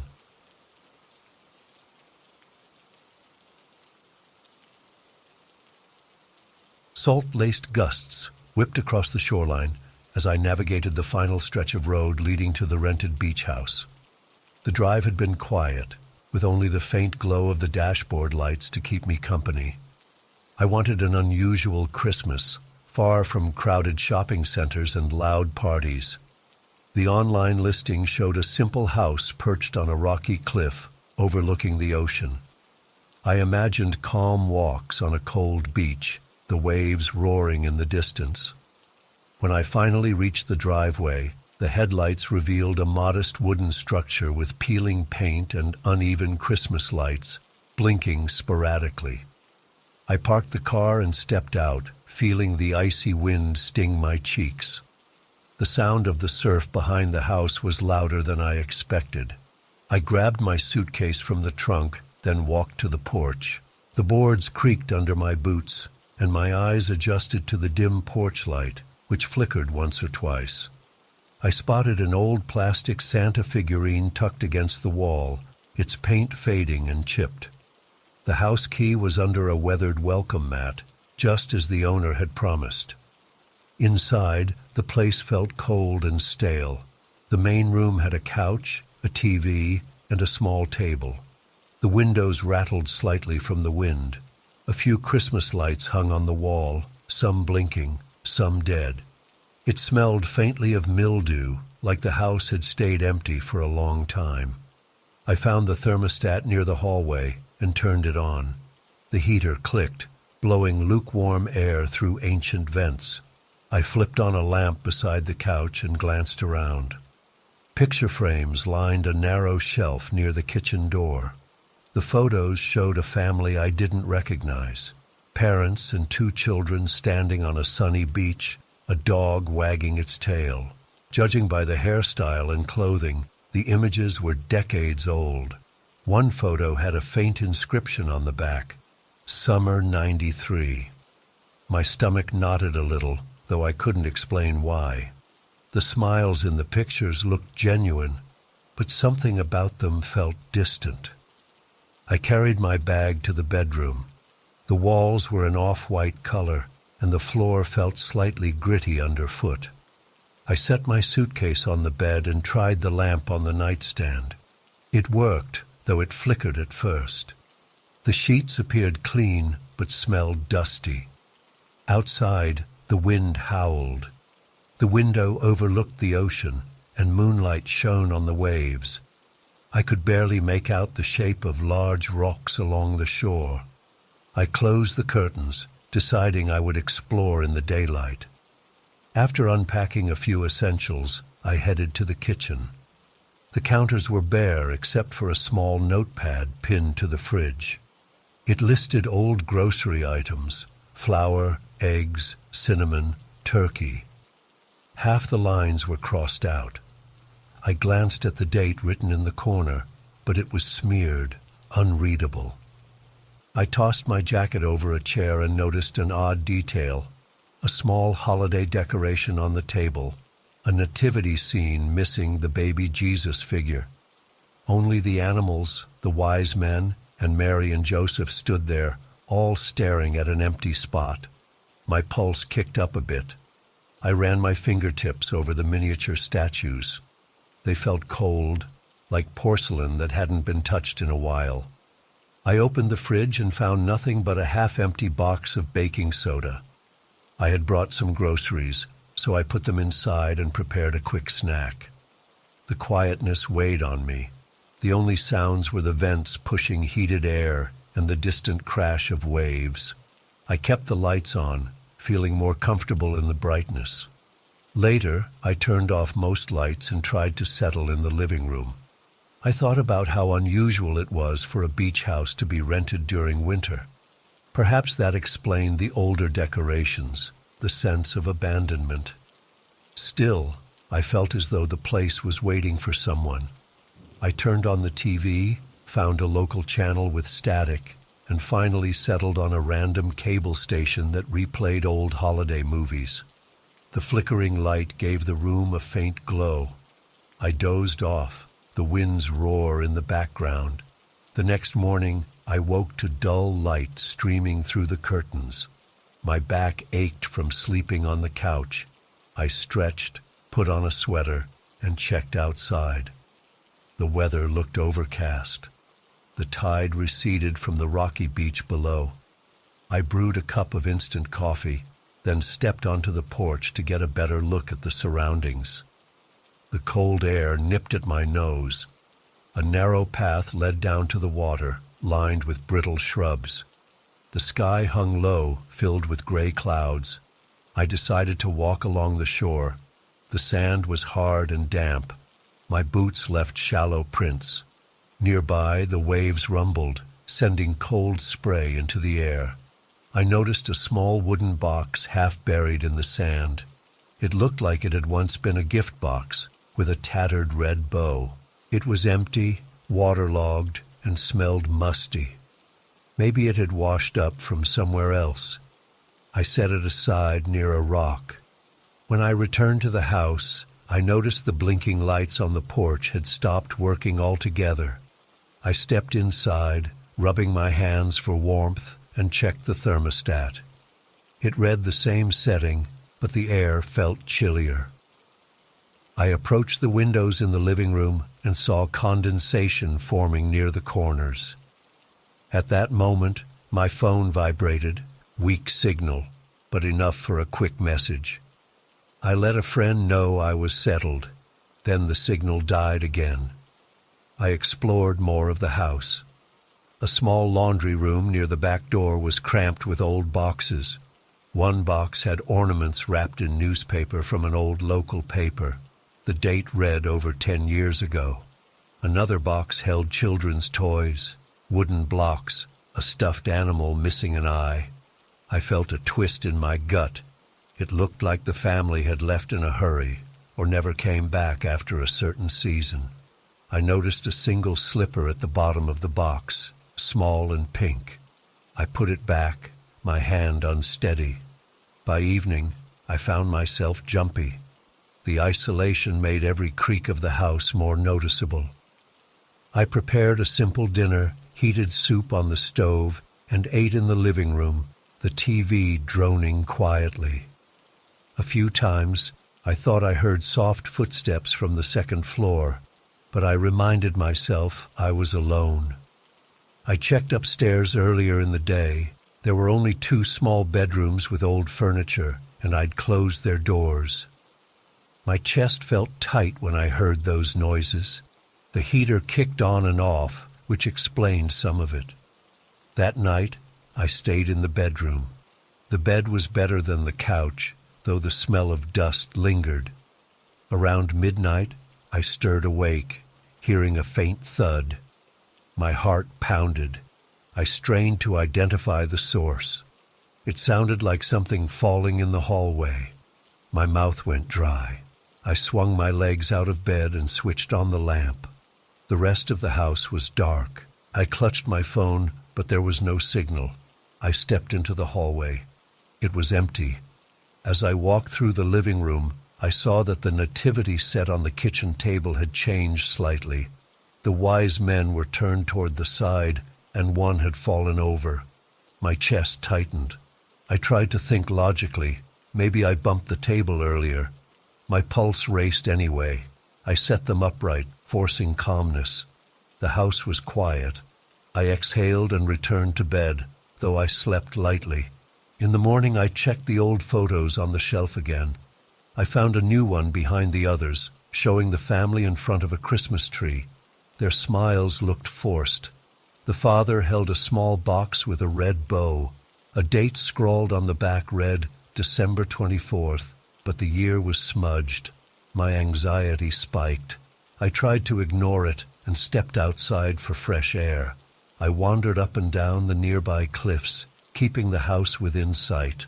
After an hour, I came back and decided to explore the attic, hoping to find more context. I dragged a folding ladder down from the hallway ceiling. Dust rained onto my shoulders. The attic smelled like old insulation and sea salt. With a flashlight, I scanned boxes and trunks.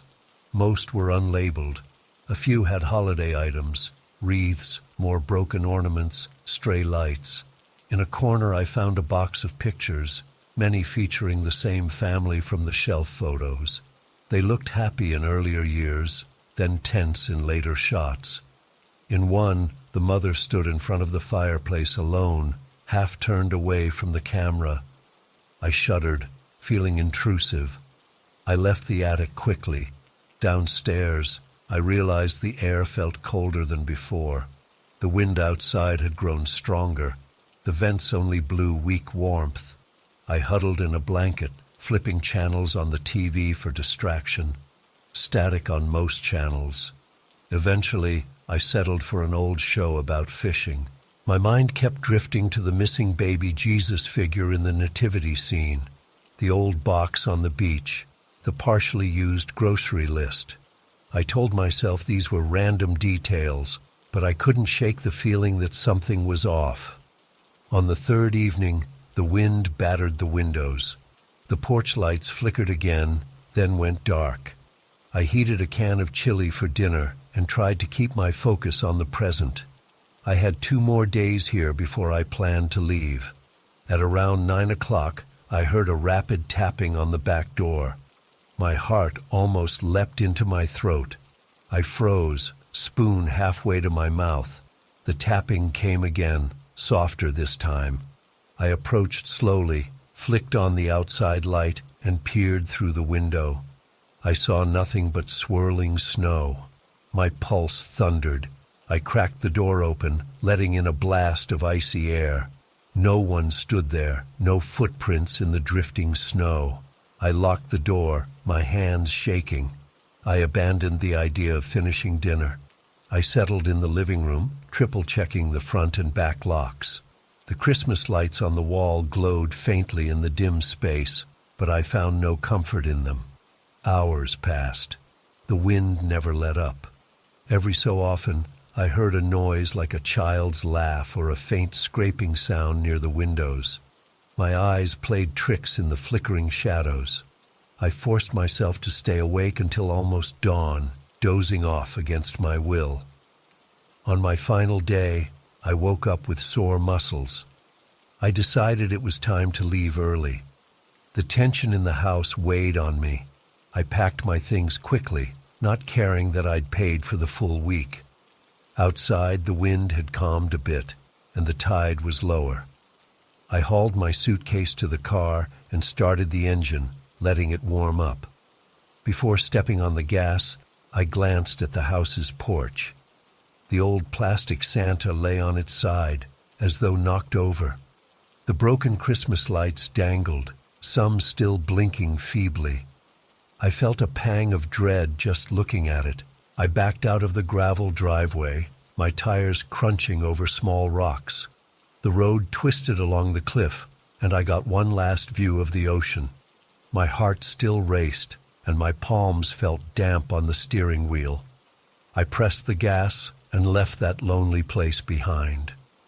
I kept checking my rearview mirror, half expecting to see someone step out onto the porch, but it remained empty. Only the faint, flickering lights glowed against the morning sky. When I reached the main highway, I took a deep breath. The tension in my shoulders slowly released. I told myself I'd find a motel or drive home, whichever felt safer. I didn't plan to look back. That old beach house, with its missing figures and dusty boxes, would stay a memory.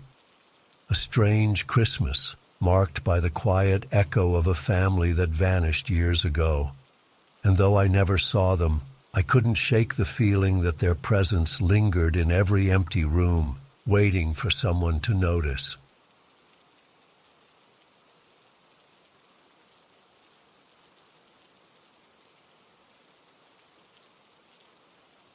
Snow dusted the forest trail as I began my hike. I had read about a scenic overlook with a wide view of a snowy valley, and I wanted to see it for myself. It was December, and the daylight hours were short. I parked my car at a small turnout, checked my boots, and headed onto the narrow path. The cold air stung my cheeks. The trees around me were stripped bare by winter, their branches reaching upward in twisted shapes. I carried a small backpack with water, a snack, and a flashlight. The trail was supposed to lead me to a place known as the Winter Overlook, where people once gathered to watch the sunset over the white landscape. At first, the hike felt pleasant. My boots crunched softly on the packed snow. The path meandered through clusters of thin trees. I passed a few weathered signs that warned about slippery conditions. The temperature dropped quickly, and I noticed my breath forming small clouds in front of my face. I scanned the area and saw no other hikers. The solitude made every sound stand out: the scrape of branches in the wind, the rustle of loose snow from an overhead limb. After about 30 minutes, I noticed strange items along the trail. They looked like remnants of a holiday celebration. Small paper lanterns, half collapsed, hanging from some branches, and dried wreaths with faded red ribbons. They were spaced in intervals, suggesting that someone had once lined the route with these decorations. But they were old, damp, and torn, as if they had been there for a long time. My steps slowed. A slight tension rose in my stomach. I paused at one lantern. Its paper was disintegrating, leaving only the wire frame. The ribbon tied around it was brittle, and I carefully touched it, feeling the material crack under my glove. I tried to imagine a group of people hiking with these decorations, maybe for a winter festival. It felt out of place in the silence of the forest. The wind picked up, and I shivered, tugging my jacket collar closer to my neck. Farther along, I came across a wreath pinned to a tree trunk with a piece of twine. Its once green needles were brown and stiff. The red bow on top hung at an awkward angle, bleached by weather.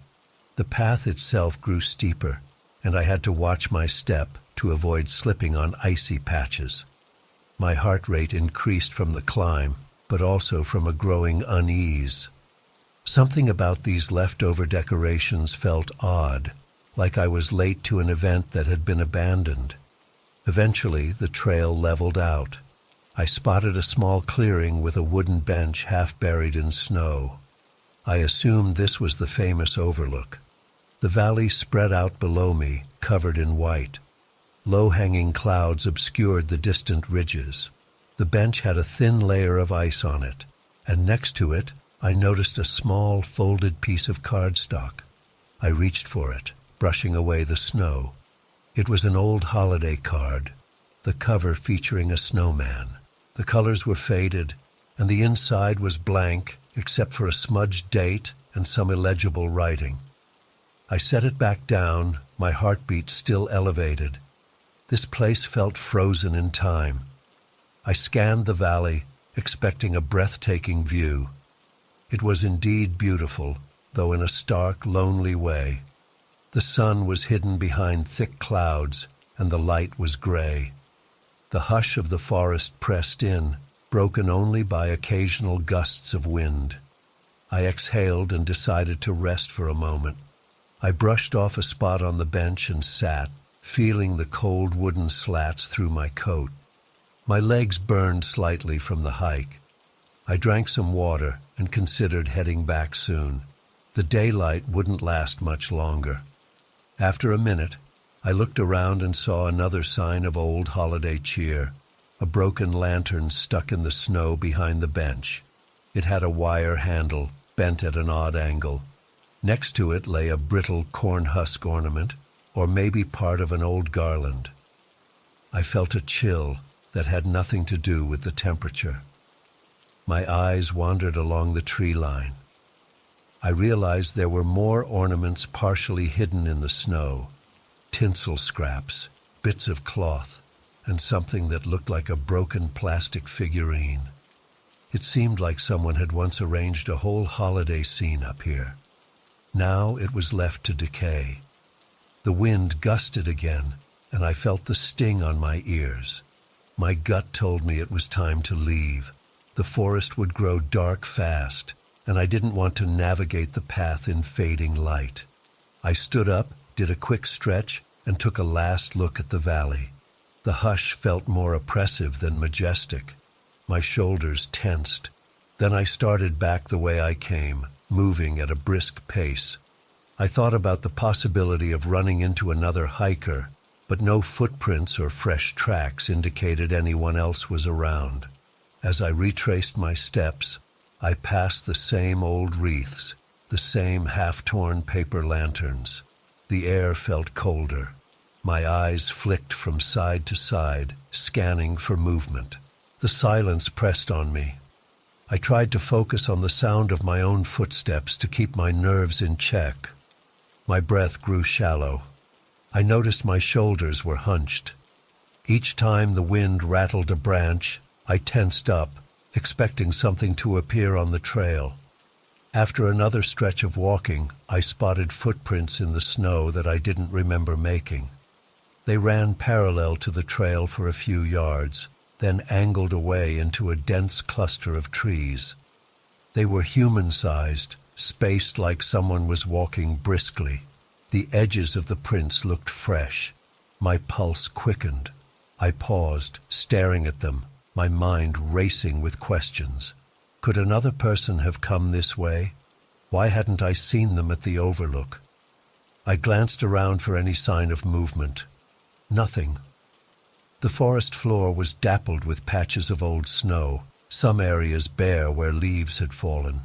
These footprints definitely looked newer than the older, partially melted prints I had made on my way in.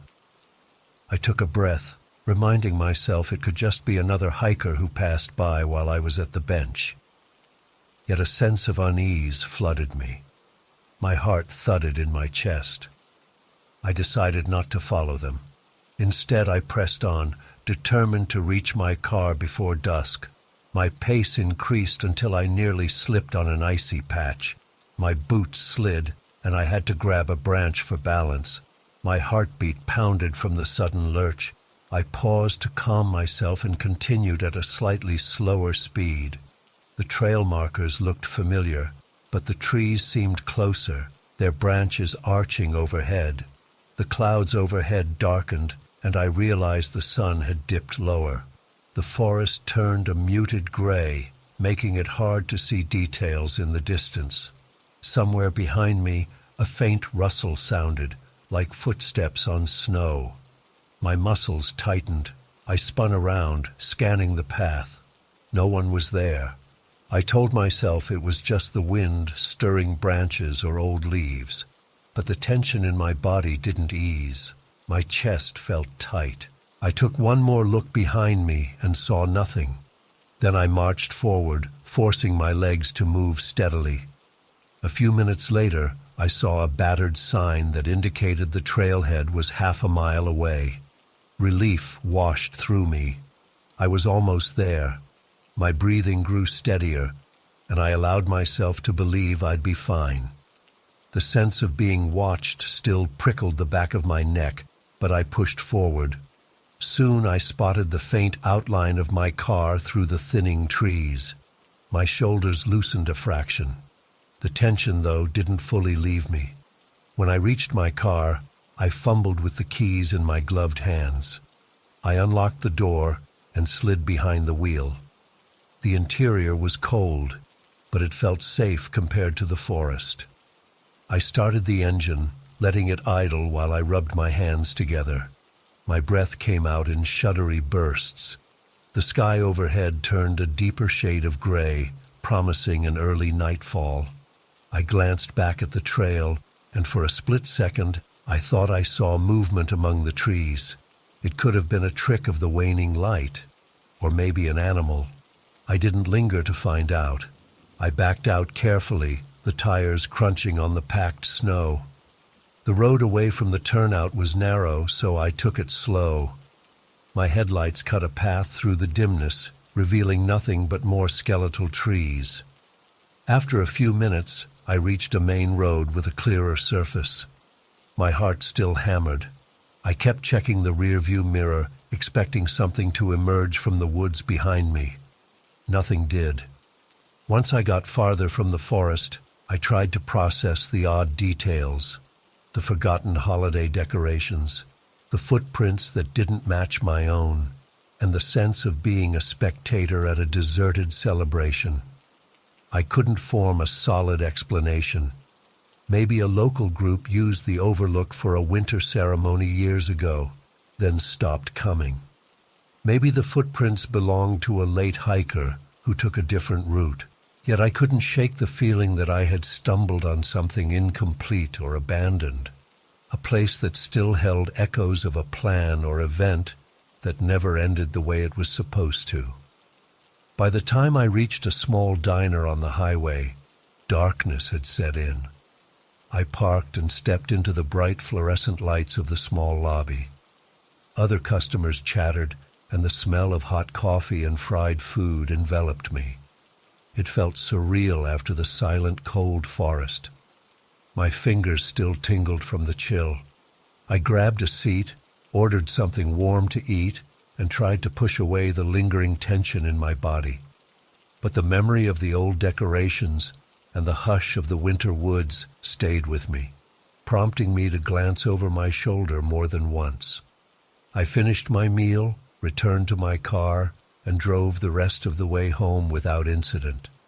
Yet even now, I recall that path lined with decaying holiday objects, the hush that fell over the clearing, and the footprints that implied another presence.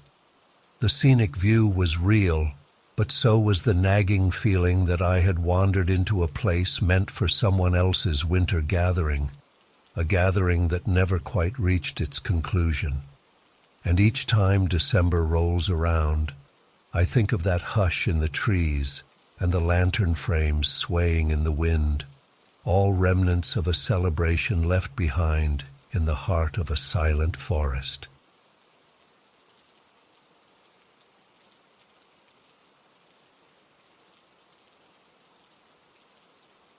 Snow crunched under my tires as I navigated the back roads. The main highway had been closed off by a heavy snowfall, and the detour signs led me deeper into unfamiliar territory. My phone's battery was low, and I had no signal anyway. I gripped the steering wheel, scanning the narrow road for any signs of life. The sky was gray, the wind pushed loose flakes across my windshield, and my headlights struggled to pierce through the early winter dusk. I glanced at a map on my passenger seat. It showed an old railroad line in this area, long decommissioned. Now I faced a sharp bend ahead, with trees crowding the sides. My car's heater worked overtime, trying to chase the chill from my hands. I slowed down, turning the wheel carefully to avoid sliding on the icy surface. At the next bend, I saw something unexpected. A large archway carved into a rocky hillside. An old train tunnel, its entrance partly hidden by drifting snow. I had heard rumors of an abandoned tunnel around these parts. I never expected to see it up close. The stone arch rose above the road, with dark space beyond it. The surrounding ground showed no tire tracks or footprints. I felt my stomach tighten. I wanted to get past it quickly, but something odd caught my attention. Faint lights hung around the tunnel's entrance, like old Christmas string lights. They glowed weakly, swaying in the wind. The wires drooped from iron hooks, looking as if someone had draped them there in a hurry. I eased off the gas and brought my car to a stop a few yards from the entrance. My heart thumped harder than before. I couldn't imagine why anyone would decorate this deserted place for Christmas. The tracks had been removed decades ago, leaving only a rough, snow-dusted floor inside the tunnel. The sun was sinking, and the gloom beyond the arch looked nearly solid. My headlights lit a small section inside, revealing a glint of something metallic far in the darkness. It might have been an exposed piece of rail or a tarnished ornament. Either way, it reflected light in a way that made me uneasy. I considered reversing and trying a different route, but the road behind me was narrow. Turning around without risking a ditch would be tricky. A gust of wind slipped through the car's cracked window, and I shivered. I pulled the window up and turned the heat dial a little higher. The faint lights strung around the tunnel entrance flickered. That was when I heard a distant chime. It sounded like a small bell, hardly louder than the wind, echoing from somewhere within the tunnel's depths. I felt my body tense. My instincts told me to leave. There was no reason to investigate, no reason to satisfy curiosity. I didn't see movement. Still, the idea of stepping out into the snow next to that tunnel filled me with dread. My pulse throbbed in my neck. The wind picked up, whipping snow against the side of my car. I glanced at the gas gauge. Half a tank left, enough to keep the heater running for a while if I had to wait something out. But wait for what? I decided to back up carefully. I shifted into reverse, checking my mirrors for any obstacles. The tires slipped on the icy patch as soon as I pressed the gas. My stomach lurched. The car fishtailed slightly, and for a moment I worried I'd get stuck. I pumped the brakes and tried again, steering gently, letting the wheels find some traction. The sense of panic bubbled in my chest. The thought of being stranded here near this eerie entrance made my skin crawl. After a tense few seconds, I managed to reverse a couple of yards. My headlights angled away from the tunnel mouth for a moment, plunging it into shadow. I felt a wave of relief, though my muscles stayed tight. I didn't look back at the tunnel's interior. I inched the car around, aiming to face back the way I came. The snow caused my tires to spin again, but eventually I found a shallow groove and edged the car into it. Step by step, I got the front bumper turned in the opposite direction. In the faint glow of my rear lights, I glanced at the tunnel entrance again. The string of Christmas lights still glimmered, and one of the bulbs flickered like it was about to die. The wind carried another soft chime, or maybe it was the same bell as before. My breath caught in my throat. A chill ran down my arms. I didn't want to confirm if the sound was real or just a trick of my rattled nerves. I pressed the accelerator lightly, praying the car wouldn't skid. The tires gripped, and I moved away from the tunnel. My rearview mirror showed the arch shrinking as I gained distance. The flickering lights became small specks in the gloom, finally disappearing when I rounded the curve. My heart pounded so hard that I felt a dull ache in my chest. I pressed my lips together, focusing on the road ahead. At least the path was descending now, which should lead me to a more traveled route. I kept the speed low, mindful of black ice. My hands trembled on the wheel, and I had to remind myself to breathe normally. The wind remained strong, shaking branches along the roadside. Occasionally, I caught glimpses of the railroad right-of-way running parallel to me, grown over with weeds and patchy snow. It seemed to follow the same direction as the road. I felt uneasy, knowing the tunnel was only a short distance behind that ridge.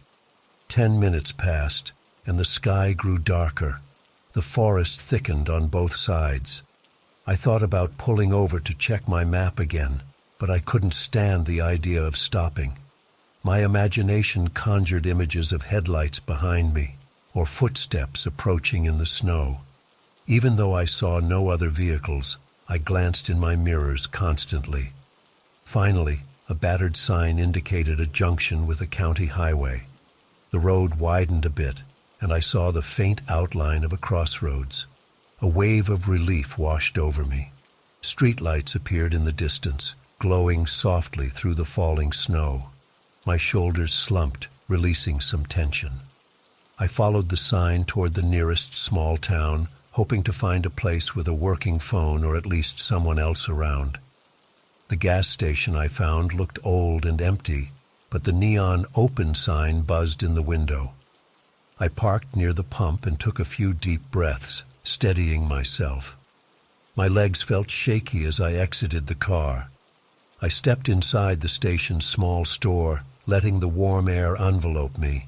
A middle-aged attendant stood behind the counter, flipping through a magazine. He gave me a polite nod. I tried to keep my voice calm as I asked about the blocked highway and alternative routes. He mentioned a few roads that might be passable with chains or four-wheel drive. Then, without thinking too much, I asked if he knew anything about the old train tunnel. His brow furrowed, and he said he'd heard rumors that people used to hang lights there for some holiday event, maybe decades back, when the line was still in partial operation. Now it was just an abandoned relic, prone to small cave-ins. He shrugged, as if it was no big deal. I felt a knot in my stomach. I thanked him, bought a cup of coffee, and stood by a small table to sip it. My hands hadn't stopped trembling. I stared out the window at my car. The night pressed in, with the station's lights creating a small oasis in the darkness. The memory of that faint bell and the flickering decorations lingered, fueling my unease. After finishing the coffee, I stepped outside and fueled my car. The wind had died down a bit, leaving the air still, though the temperature remained bitterly cold. The store clerk tapped the window, giving me a small wave. I managed a nod and drove off, determined to get closer to my relative's place. I turned onto a county road that he suggested, which supposedly connected to a main highway well beyond the tunnel. The drive was quiet. My headlights illuminated swirling snow and the occasional reflective marker. My mind kept drifting back to that tunnel entrance, replaying the sight of those string lights. I wondered who had put them up and how they stayed lit if the area was abandoned. Maybe a generator or leftover wiring from when the tunnel was functional. But the caretaker or whoever was responsible for it never showed themselves. The thought unsettled me more than anything. I finally reached the main highway, which was partially plowed. A few other cars passed me, each splash of slush on my windshield, a reminder I was back in more normal territory. I felt tension fade from my shoulders. The road signs became more frequent, and I recognized the route. In another hour or so, I would be at my relative's place, safe and warm. By the time I arrived, it was late evening. Lights glowed from the windows, and I saw my aunt wave at me from the front porch. I parked, stepped out, and nearly collapsed from the combination of relief and exhaustion. The house smelled of baking cookies and wood smoke. My aunt and uncle greeted me with hugs, asking about the drive. I told them it had been rough and mentioned the blocked highway, but I didn't share the tunnel story right away. My pulse still fluttered whenever I thought about it. Later that night, I lay in the guest room, listening to soft conversation downstairs. My mind replayed the brief glimpse of that dark tunnel, the flickering Christmas lights, and the faint chime from within. Each recollection made my heart pound anew. I stared at the ceiling, trying to convince myself it was all just an odd local tradition or some holiday prank. But deep down, I felt there was something else. A presence, maybe, or just the weight of history in that black, echoing space. I never did find out who maintained those lights or why. Over the next few days, I stuck to main roads, wanting nothing more to do with that deserted route. And though I tried to push the memory out of my mind, I couldn't help but picture that tunnel, crouched in the snow-covered hillside, holding its secrets. Even now, I wonder if someone returns each December to hang those lights, waiting for drivers who have no choice but to pass by and to sense the quiet dread of a tunnel that belonged to another time.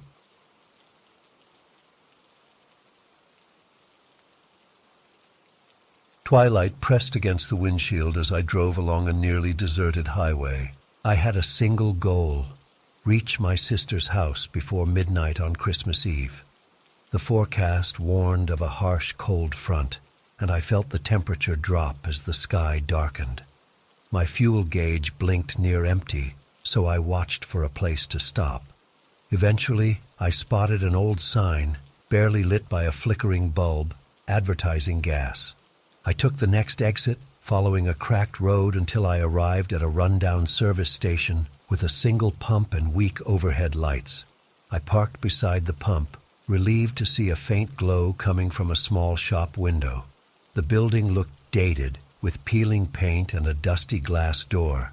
I stepped outside, and the cold struck me immediately.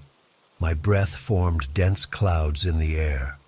I tried the pump handle, but no fuel came out. There was a paper note taped above the credit card slot, but its writing had faded.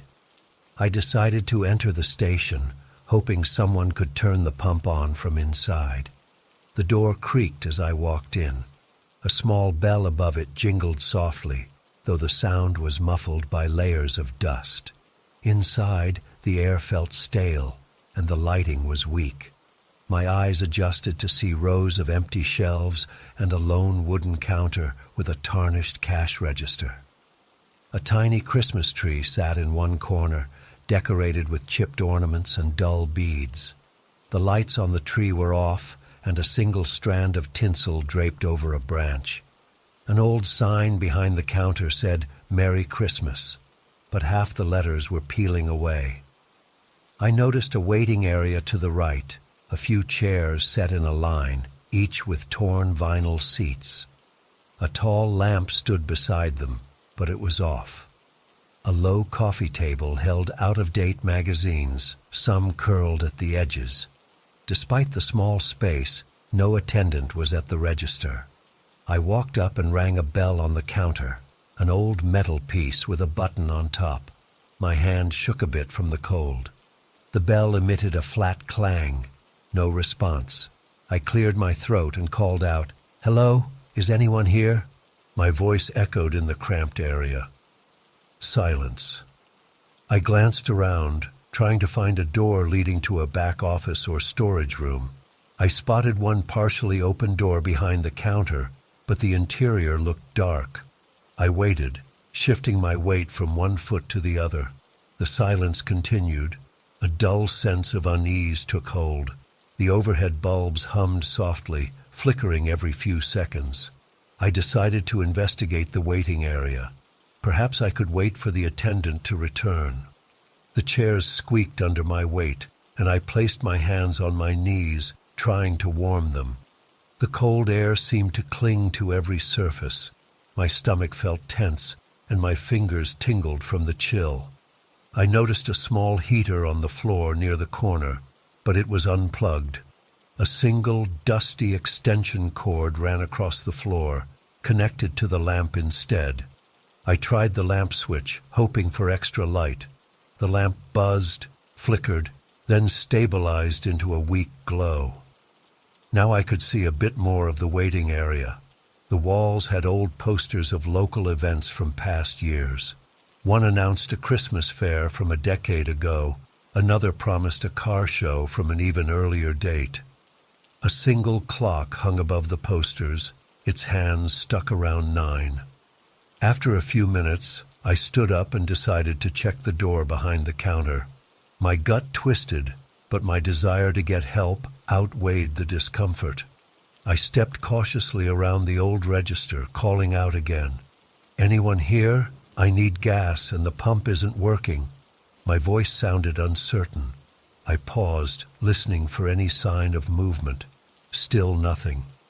I inched closer to the door, the floorboards groaning under my shoes. The back room was dark.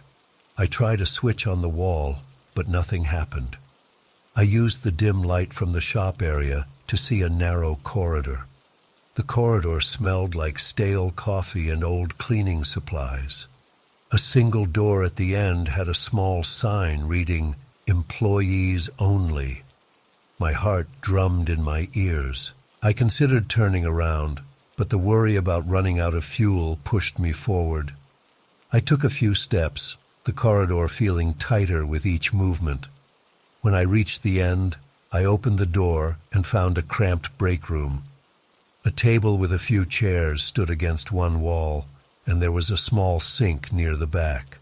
The overhead light flickered half-heartedly, offering just enough illumination to see stacks of boxes in the corners. I called out again, and my voice echoed in the confined space. No answer. I noticed a coat hung on the back of a chair, and a half-filled coffee mug sat on the table, its liquid cold and congealed. It looked as though someone had been here recently but left abruptly. Unease built in my chest. My mind darted through explanations. Maybe the attendant had stepped outside.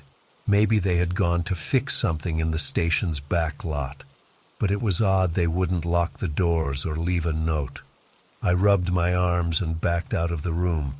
The air felt even colder than before. My pulse quickened as I returned to the front shop area. A hiss from outside drew my attention. I looked through the shop's glass window, but the darkness revealed no movement. My imagination conjured images of someone lurking by the pumps, but I saw no one. I circled back to the waiting area and sat down, trying to think of my next step. The possibility of leaving a few bills on the counter and pumping gas myself crossed my mind, but I wasn't sure if it would even work. The tension in my shoulders increased, and I found myself tapping my foot on the floor in a nervous rhythm. Minutes passed with no change. The overhead lights continued their soft buzz. I considered searching for an electrical panel, but that felt intrusive. I just wanted enough fuel to reach my sister's house. The plan to drive through the night suddenly felt reckless. Another wave of cold air drifted through the store. I realized the front door was slightly ajar, letting in the frigid outside wind. The bell overhead swayed, though it made barely any noise. I got up, walked to the door, and firmly shut it. The moment the latch clicked, I heard something behind me, like a rustling sound near the counter.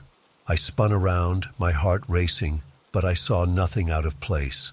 The silent register remained on the counter, the Christmas tree in the corner still unlit. I exhaled, feeling jumpy. My breath trembled in my throat. To steady myself, I moved to the small wooden table in the waiting area. I spotted a series of handwritten notes stacked beside the old magazines. The top note read, "Back in 5 minutes. Please wait." The ink had smudged, and the paper was yellowish at the edges, suggesting it was left there a long time ago. Another note beneath it said, "Emergency run. Pump is off until I return." My stomach knotted. These messages were not recent. The notion that no one had run this station for a while occurred to me. But the front lights were on, the door was unlocked, and that half-finished mug of coffee seemed fresh at some point. I debated just walking out, but my almost empty tank weighed on my mind. I hovered near the counter, tapping the bell again, and waited in tense silence. A sharp draft from the back corridor made me jump. I thought the break room door was closed, yet a breeze drifted in, smelling of old gasoline and damp concrete. My heart thudded as I listened intently for any footsteps. The quiet pressed in on me. Then, from that same corridor, I heard faint voices, like a soft murmur. It could have been the wind rattling something, but it sounded human. My pulse pounded. I lifted the old wooden flap that separated the counter from the back and crept forward. In the corridor, the overhead bulb flickered more aggressively. The door to the break room stood half open. I moved slowly, forcing my breathing to stay quiet. The voices, or whispers, sounded like they were just around the corner, but I couldn't catch any specific words. My palms felt sweaty. I reached the break room threshold and peered inside. The flickering light cast shifting shadows over the boxes and the table. The coat on the chair looked the same as before. The coffee cup remained undisturbed. No one stood there. The whispering stopped. A chill ran down my arms, and I retreated. I wanted to leave. Getting stranded on the highway was now a risk I was willing to take if it meant escaping this place. I hurried back to the waiting area, heart hammering so loud I feared I wouldn't hear if anyone approached. I noticed my phone's battery icon was near dead, still with no signal. In a panic, I pulled out my wallet, grabbed a few bills, and left them on the counter. I figured it might cover the cost of gas if I could activate the pump manually.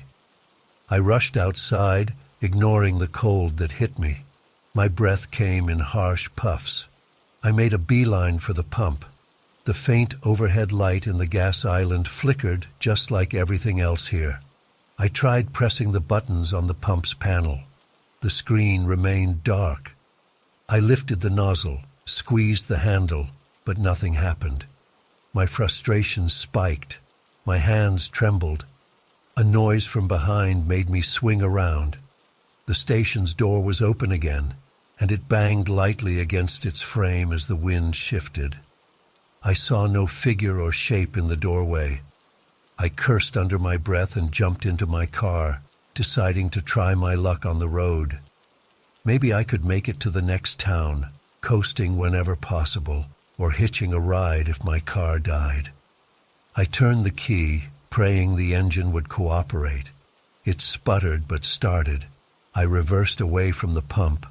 My headlights shone across the front of the station. For a split second, I thought I saw a silhouette inside, near the counter, behind the dusty glass.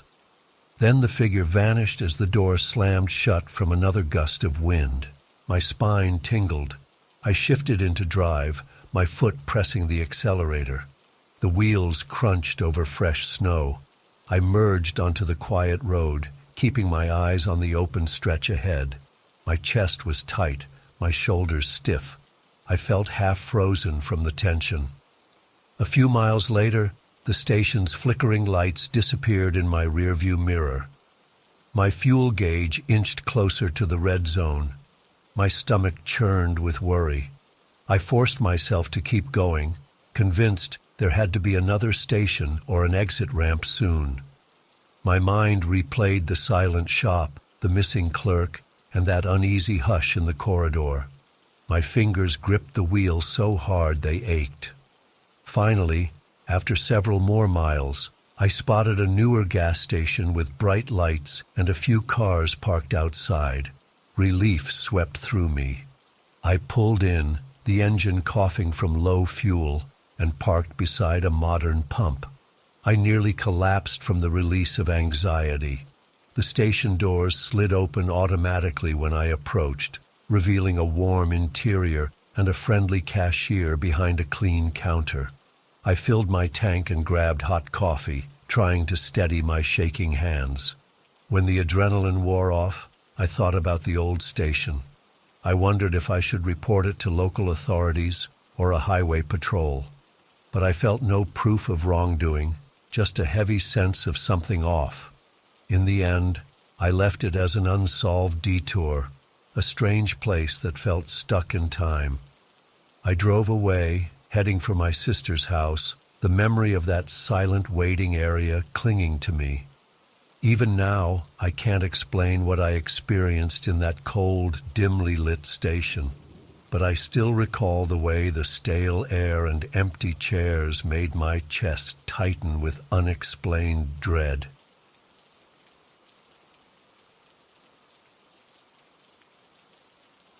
Brutal winds chilled my cheeks when I reached the edge of the ridge. My boots sank into the snow and my thighs burned from the uphill trek. I saw the old cable car station about 50 yards ahead. It looked abandoned. The cables stretched over a deep ravine. They were motionless and stiff. I could see frost on the metal, and a thin coat of ice covered the small wheels near the top support.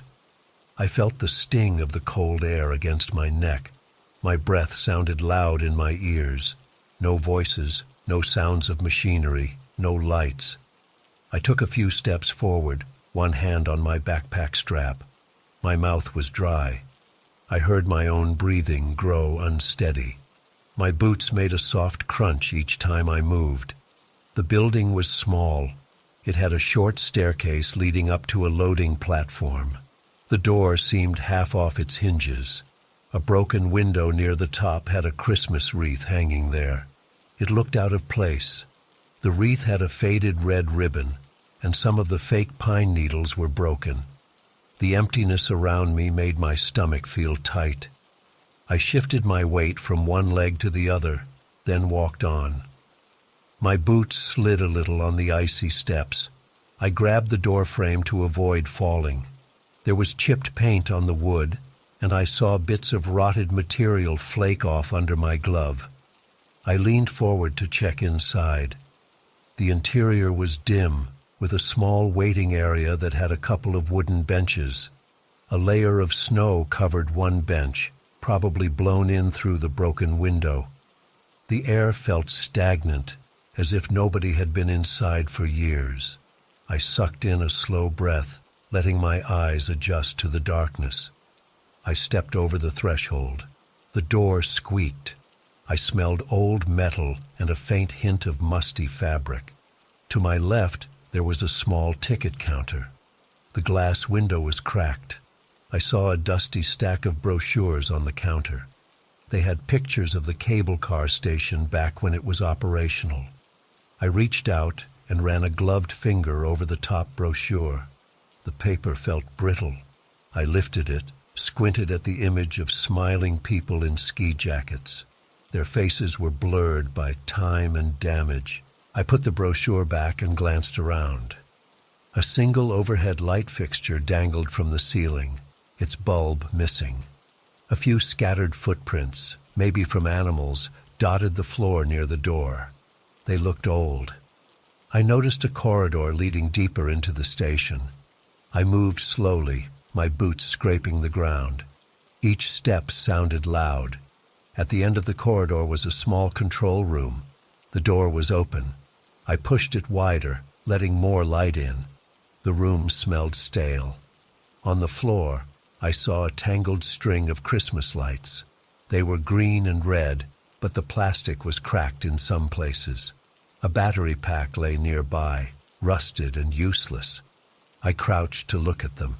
My knee popped, and I felt a dull ache. I reached out and touched the lights with my gloved hand. They were cold. It felt strange to see them just lying there. I stood up, exhaling through my nose. A single control panel dominated the back wall. It had switches, levers, and a big red emergency stop button. I wiped some dust away to read the labels. Most were faded. I saw cabin motor on scrawled under one switch. The handle was locked in the off position. I thought about flipping it. I didn't.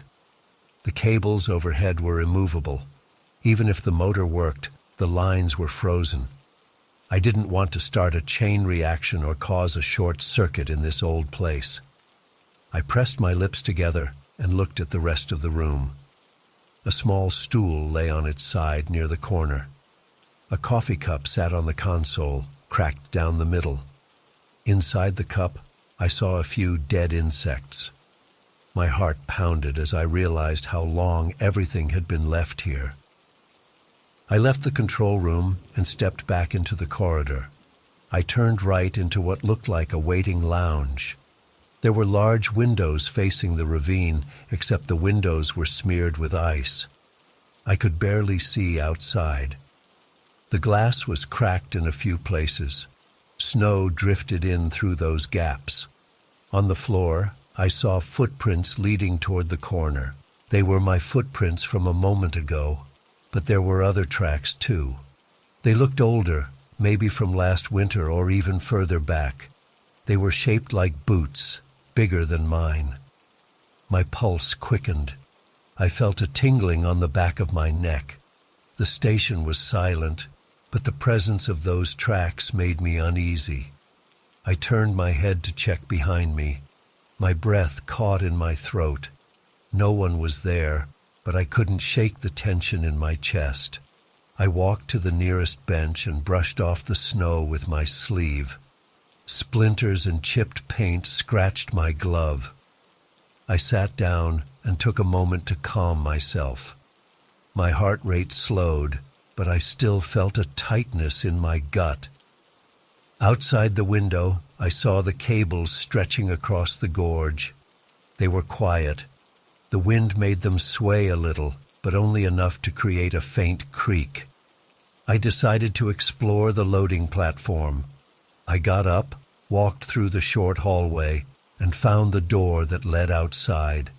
I leaned my shoulder against it and pushed. It took a bit of effort because the door was jammed. Finally, it swung open with a loud scraping sound. A blast of frigid air hit my face, and I had to squint. I stepped onto the wooden platform. The boards were slick, and I had to watch my footing. At the far edge, a single cable car hung about 20 feet away from the station. It was suspended over the gap. I noticed thick icicles along the bottom edges. The car was painted red and white, but the colors had faded. One of the windows looked shattered. The door on the side was ajar. I swallowed hard. I moved to the control lever near the platform's edge, the one that probably operated the car's doors or brakes. It was locked in place. My gloves felt clumsy against the metal. I peered down into the chasm. The depth made my legs feel weak. I gripped the railing. Cold metal stung my palms through the gloves. I heard a soft groan from the cable. It sounded like an old door hinge. I stared at the car, wondering who had been the last person inside. The wind picked up, and the car shifted a few inches, swaying slowly. I felt sweat forming on my forehead, despite the cold. I looked back at the station. The building felt different from out here, like it was daring me to step away. I felt a strange pull to see what was inside the car, but I was also afraid of stepping onto that walkway. I saw a narrow catwalk running along the side of the cables. It connected to the suspended car. It looked rusty. The safety rail was about waist-high, with gaps where some sections had fallen off. Each step along that walkway would be dangerous. A single slip could send me crashing into the ravine. I decided to check for a safer way. I walked back into the station. The interior felt even colder.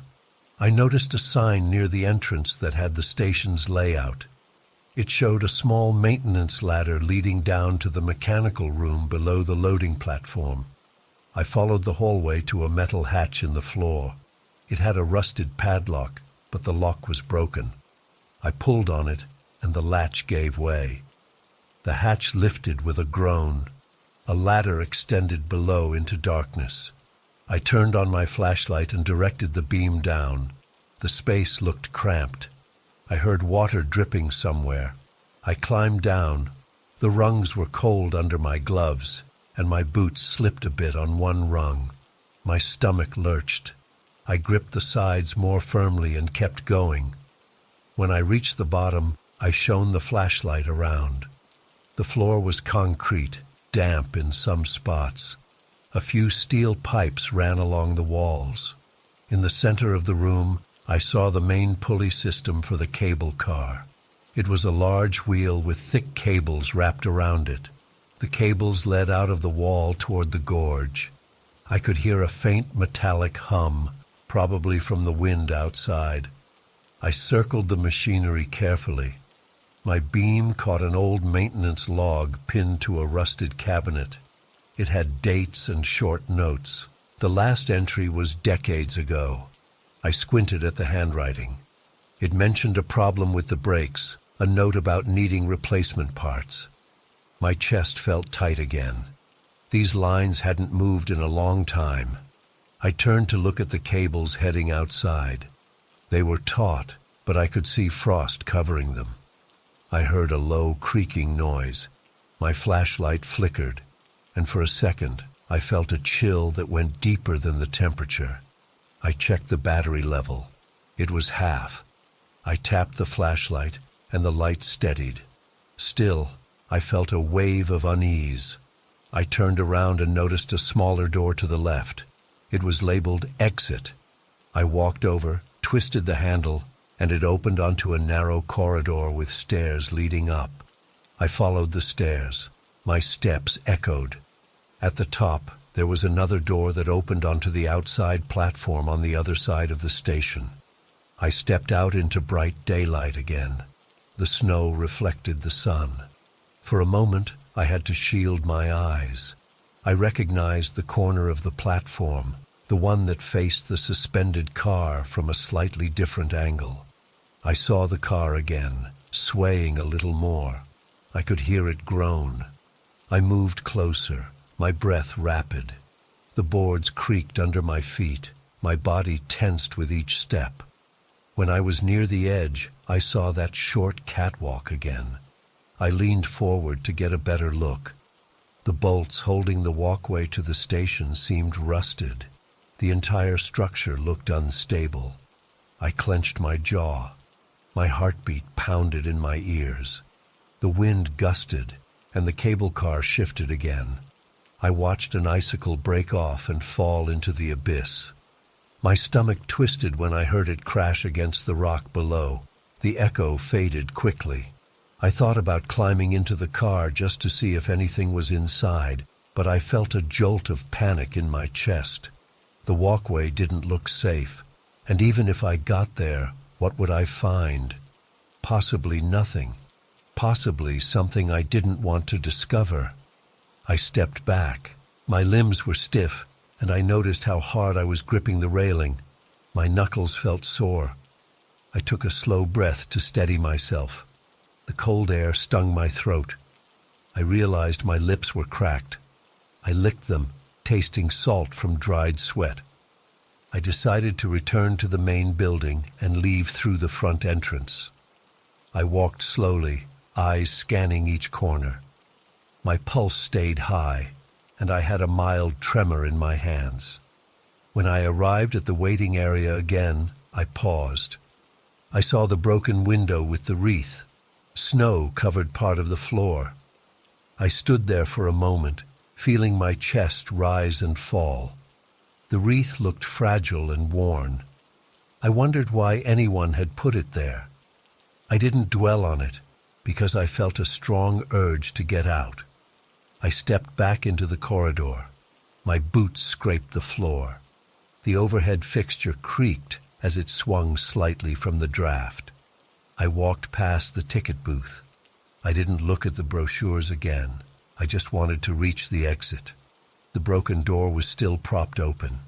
As I stepped outside, the cold air met me again. I felt relieved to see the open sky. No walls, no trapped shadows. I moved down the steps, each one groaning under my weight. I looked back at the station one last time. The wreath in the broken window, the silent cables overhead, the faint squeak in the wind. My stomach clenched, and I felt a prickling sensation at the back of my neck. I didn't want to linger. The place felt dead, but not empty. My legs were shaky as I turned and headed down the snow-covered path. My breath formed small clouds in front of me. I tried to keep my focus on the trail, stepping over roots and rocks. I didn't look back again. As I moved farther away, the wind calmed and the station faded behind a line of pine trees. I kept my eyes on the ground, making sure I didn't slip. My thoughts raced. My heart was still beating quickly. After a few minutes, the path descended into a thicker patch of forest. The station was no longer in sight. I inhaled the scent of pine. My body started to relax, but my mind stayed on edge. The memory of that suspended car, the silent cables, and the rusted control panel hovered in my thoughts. I knew I wouldn't forget the sight of that lonely wreath hanging against the broken window. I pressed forward, letting the motion of walking calm my nerves. I felt relief with each step. The tension slowly eased from my shoulders, but I knew it would return whenever I thought about that place. I was still cold. My fingers felt numb, my cheeks burned, my throat felt scratchy, yet I felt safer than before. The wind picked up again, rustling the branches overhead. Snow drifted down around me. I tightened the straps on my backpack. My plan was to follow the trail back to the main road. I had about a 2-hour hike ahead. The station was behind me now. My pulse had slowed a bit, but I couldn't shake the lingering sense of unease.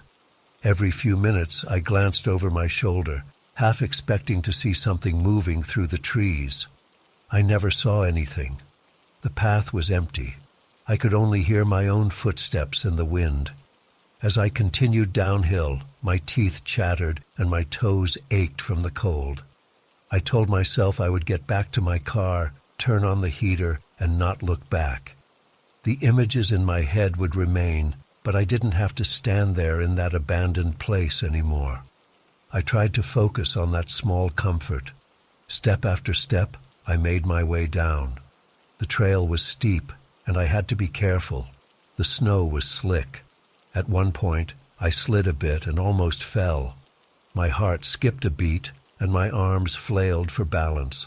I steadied myself and kept going. When I finally reached flatter ground, the sky was turning darker. The sun dipped behind the mountains. I picked up the pace. My breath grew ragged, and my legs burned again. I checked my watch. I had been hiking for just under 2 hours since leaving the station. My car was parked off a narrow road near the base. I spotted it soon after turning a bend in the trail. Relief washed over me. I stumbled toward it, fished my keys out of my pocket, and unlocked the door. I climbed inside and started the engine. The heater sputtered to life, blowing cold air at first, then gradually warming up. I rubbed my hands in front of the vent, feeling the sting as blood flow returned to my fingers. My teeth chattered. I glanced in the rearview mirror, half expecting to see the old station behind me. There was only the winding road. I caught sight of my own eyes. They looked tired. I turned the heater up, leaned my head back for a moment, then shifted into drive. As I pulled away, I kept my gaze forward. I told myself I wouldn't head back there. But I knew the memory of that suspended cable car and that lonely wreath would stay with me. It was impossible to forget.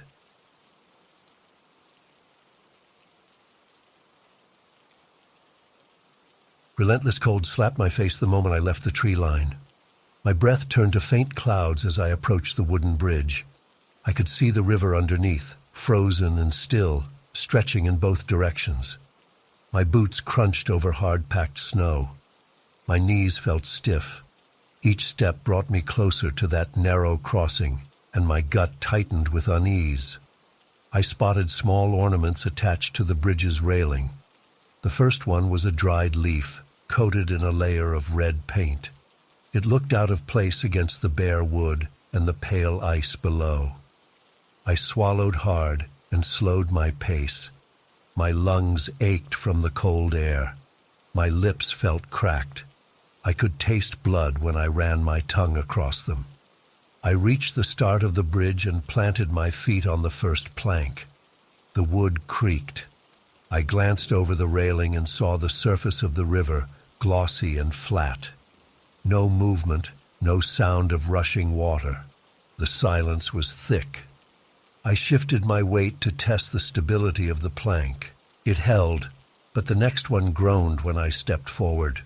I gripped the railing. My glove slipped on a patch of ice near the top. My heart fluttered for a second. I exhaled through clenched teeth. A small red bough was tied to the railing a foot from my hand. The bough was made of satin, but the edges were frayed, and the material looked thin. I wondered who placed it there. I took another step, then another, listening for any sign of cracking. The wood popped under my weight but didn't break. I glanced down again at the frozen river. The ice had a faint sheen, reflecting the muted daylight.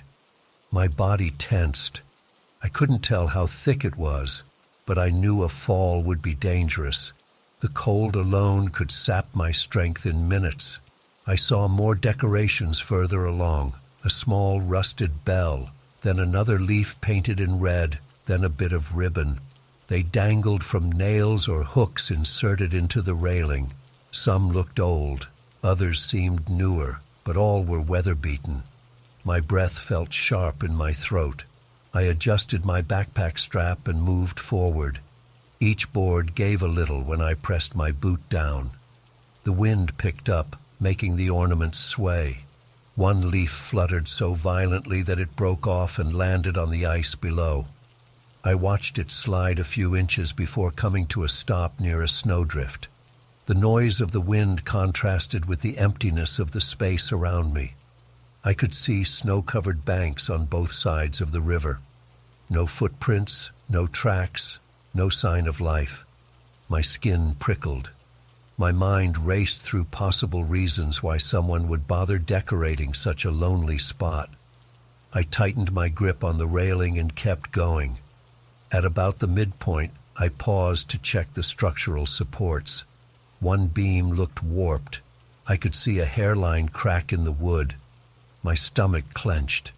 I tested it with my foot. The plank groaned but didn't give way. My nerves jangled. I shifted my weight quickly to a more solid board. The sudden movement made the rest of the bridge sway a little.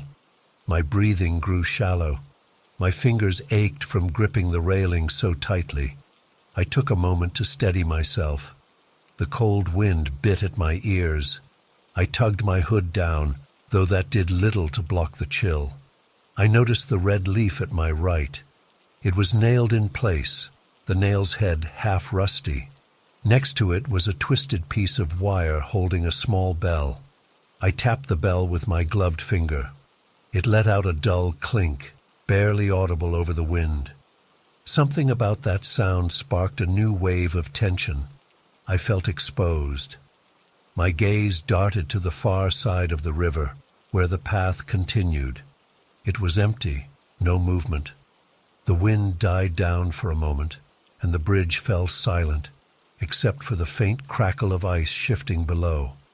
My heart pounded in my ears. I thought about turning back, but I pushed the idea aside. I didn't want to retrace all my steps through that bleak forest. Besides, the path on the far side led to the main road, which was my route out of this region. I needed to keep going. I inhaled deeply, feeling the cold air stab my lungs, and forced myself forward. Each step squeaked against the frost-coated planks. My shoulders felt tight, my legs felt wobbly. A gust of wind made me stagger. I leaned my body into the railing and gritted my teeth. The wood was rough against my glove. I glanced to my left. I noticed a small piece of fabric pinned next to another leaf. The fabric was green, maybe part of a holiday ribbon. It fluttered, scraping the railing with a faint rustling sound. I felt goosebumps on my arms. The back of my neck tingled. I couldn't shake the sense that someone had placed these items here recently. But there were no footprints on the snow-covered planks, at least none I could see besides my own. I took another careful step. The far end of the bridge was maybe 20 feet away. I could see the wooden posts that marked the end of this rickety structure. The boards kept creaking, and the sound echoed in my head. My pulse throbbed in my temples. I heard the river's ice groan, or maybe it was just the bridge settling under my weight. I stared at the next few planks. Each had cracks that ran lengthwise, with small gaps that revealed the dark space beneath. I forced myself to move, using measured steps, trying not to apply sudden force. About 10 feet from the end, I spotted a group of 3 ornaments clustered together. They were leaves again, each one painted a different shade of red. They were taped to the wood, though the tape was peeling at the edges. Next to them was a single ribbon tied in a bow, bright red, fresher than the others. My heart kicked at my chest. I studied the footprints behind me again. Nothing new. I felt a tremor in my hand as I ran my finger over the tape, letting it curl away from the wood. I couldn't guess how long those leaves had been there. I heard a loud crack. My spine stiffened. My eyes darted to the plank under my left foot. A small split traveled along the grain. I froze in place. My arms jerked up to grab the railing. My breath caught in my throat. I stared at the crack. It was about 6 inches long, running parallel to a knot in the wood. My mind blanked. For a few seconds I stood there, knees bent, ready to jump sideways if the plank gave way. The plank held, but I felt it shift slightly. My heart hammered. I let out a shaky exhale. I placed my right foot carefully on a different section of the board. I felt the tension in my calves. The plank made a soft popping noise but didn't break. My mouth was dry. I took another step, this time onto the next plank, testing it with my heel first. The wood moaned, but it stayed solid enough. My shoulders burned from the strain of holding myself rigid. The wind whipped across my hood, tugging at the sides. I pressed forward, eyes locked on the end of the bridge. When I finally reached the last few feet, I let out a slow breath. I saw one final ornament. A tiny bell attached to a piece of string. The bell was so rusty that it looked brown. It tapped against the railing, making a metallic tick. I stepped onto the final plank, which felt less weathered. My breathing steadied. I lifted my gaze and noticed the path continuing into a wide clearing. The snow was knee-high in places. No footprints, no sign of people. Just a single set of tire tracks further off, half buried by snow. I reached the end of the bridge and took one last glance back. The structure swayed slightly in the wind. The ornaments rattled. The old wood looked frail. I almost felt compelled to remove the decorations, to figure out who put them there, but the idea made my chest tighten with anxiety. Instead, I turned away and stepped onto firmer ground. My boots sank into the snow. I flexed my fingers, which were numb from gripping the railing. I walked a few yards away, then paused. My heart still pounded. My breath remained shallow. I stood there scanning the area. Thin branches of nearby trees clattered. The wind whistled through them. The sky was a hazy gray, offering no warmth. I checked my watch. It was later than I'd realized. I needed to keep moving if I wanted to reach the main road before dark. I trudged forward, each step an effort in the deep snow. The landscape around me looked barren. I noticed patches of frozen vegetation poking through. Small twigs snapped under my boots. The freezing air scraped my lungs.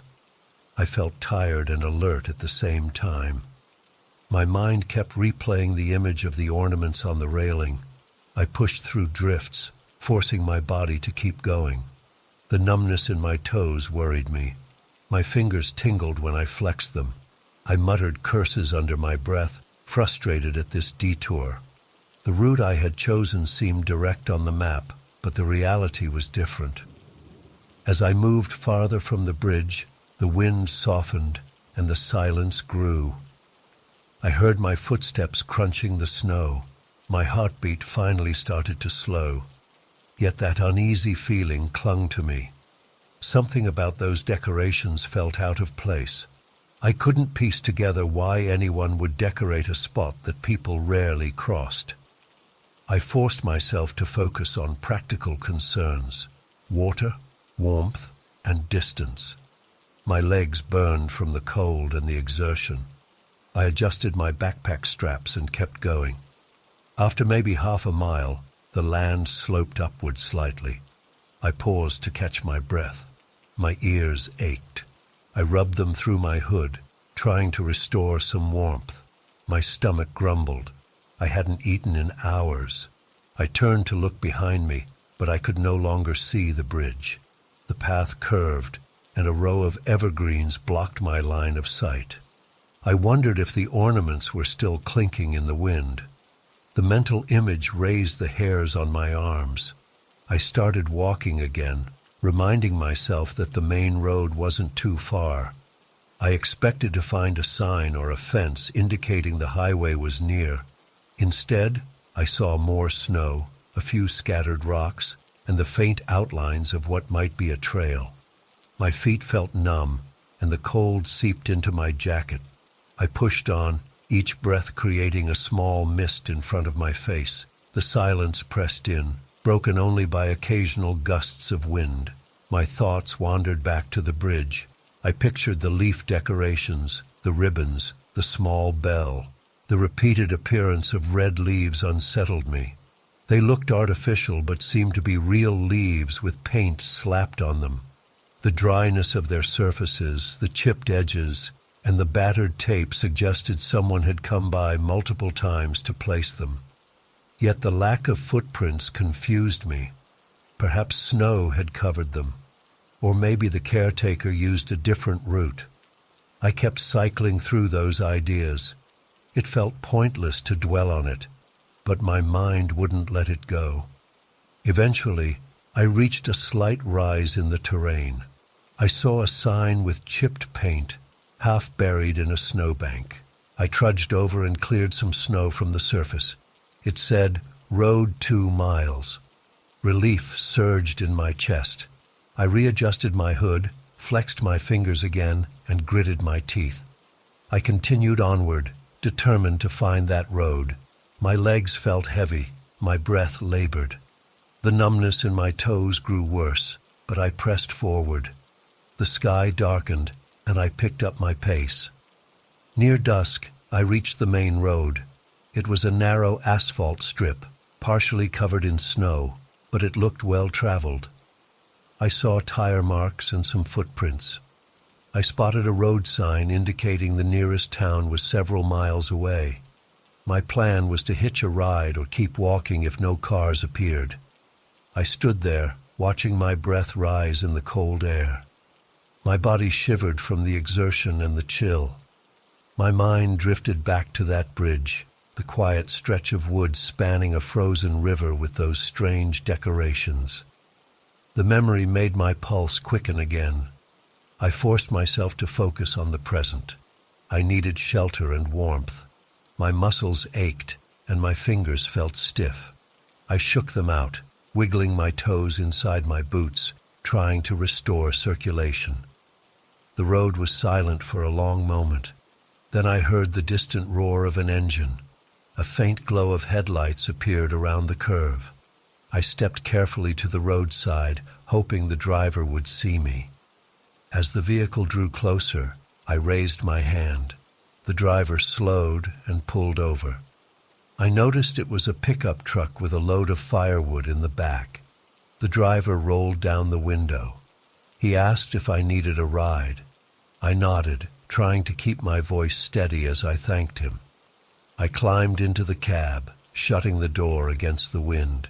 The heater blasted warm air, and I felt immediate relief on my numb cheeks and hands. The driver asked where I was headed. I mentioned the next town. He nodded and put the truck into gear. As we drove off, I looked out the window. The road snaked through snowbanks, and the sky grew darker. I thought about telling him what I saw on the bridge, but I decided against it. I was still piecing it together in my own head. Instead, I focused on the warmth from the heater and the fact that I was off that lonely path. I glanced at the reflection of my face in the side window. I looked tired, worn out, and I noticed a smudge of red paint on my glove. I hadn't realized I touched one of those leaves hard enough to leave a mark. I wiped it off against my thigh. The driver turned on the radio, and a low hum of static filled the cab. We rode in silence for a few minutes. Then he said something about the weather. I nodded and gave short replies. My mind was still on the bridge, the decorations, and that unsettling quiet. Eventually, the driver pointed ahead, saying the town was just up the road.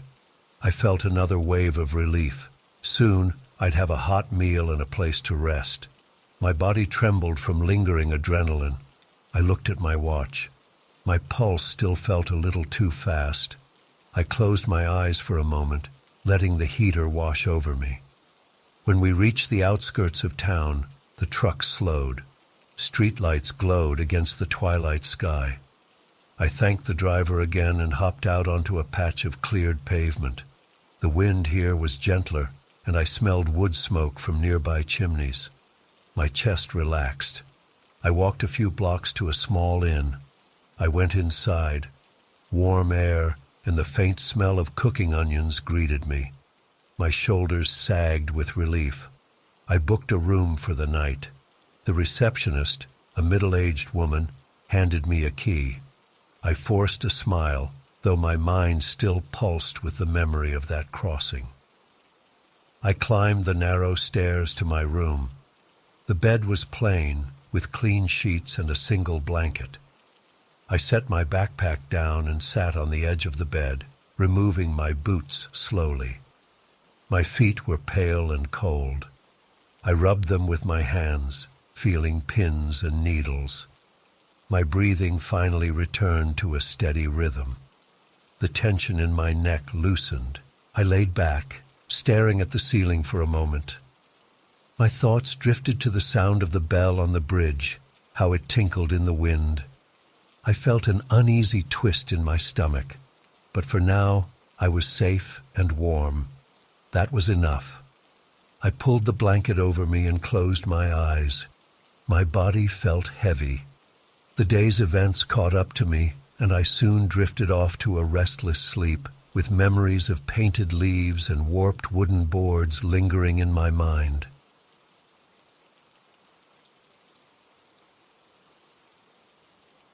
Relenting quiet surrounded the old village school when I arrived. The street was empty, and the air felt stale. My coat offered little warmth against the biting wind, so I tucked my hands deeper into my pockets and stepped toward the sagging gate. The paint on the sign out front had chipped away, leaving only faint letters that once spelled the school's name. I pushed the gate, and it squealed.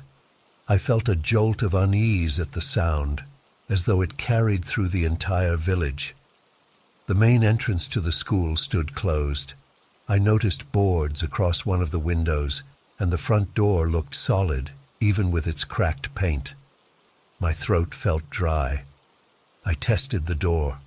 It groaned on its hinges but didn't budge. I circled around the side of the building, stepping over a few broken bricks. The windows along that corridor were grimy. One had a jagged hole near the bottom, big enough to slip a hand through. I pressed my face against the glass, but the inside was too dark to see much. The faint smell of damp wood drifted out. I caught a glimpse of my own reflection, pale and tense. Eventually I found a side door that looked less secure. The hinges were rusted, and the latch hung crooked. I tugged once. A scraping noise echoed as the door opened inward. A wave of stale air hit my nostrils, making me cough. The corridor inside was dim, with only a bit of light seeping through high windows. My pulse quickened. The floor felt uneven under my boots, and each step made a hollow thump. I shone a small flashlight around, revealing peeling paint on the walls. A row of wooden coat hooks looked warped, as if time had bent them out of shape. I moved deeper into the hallway.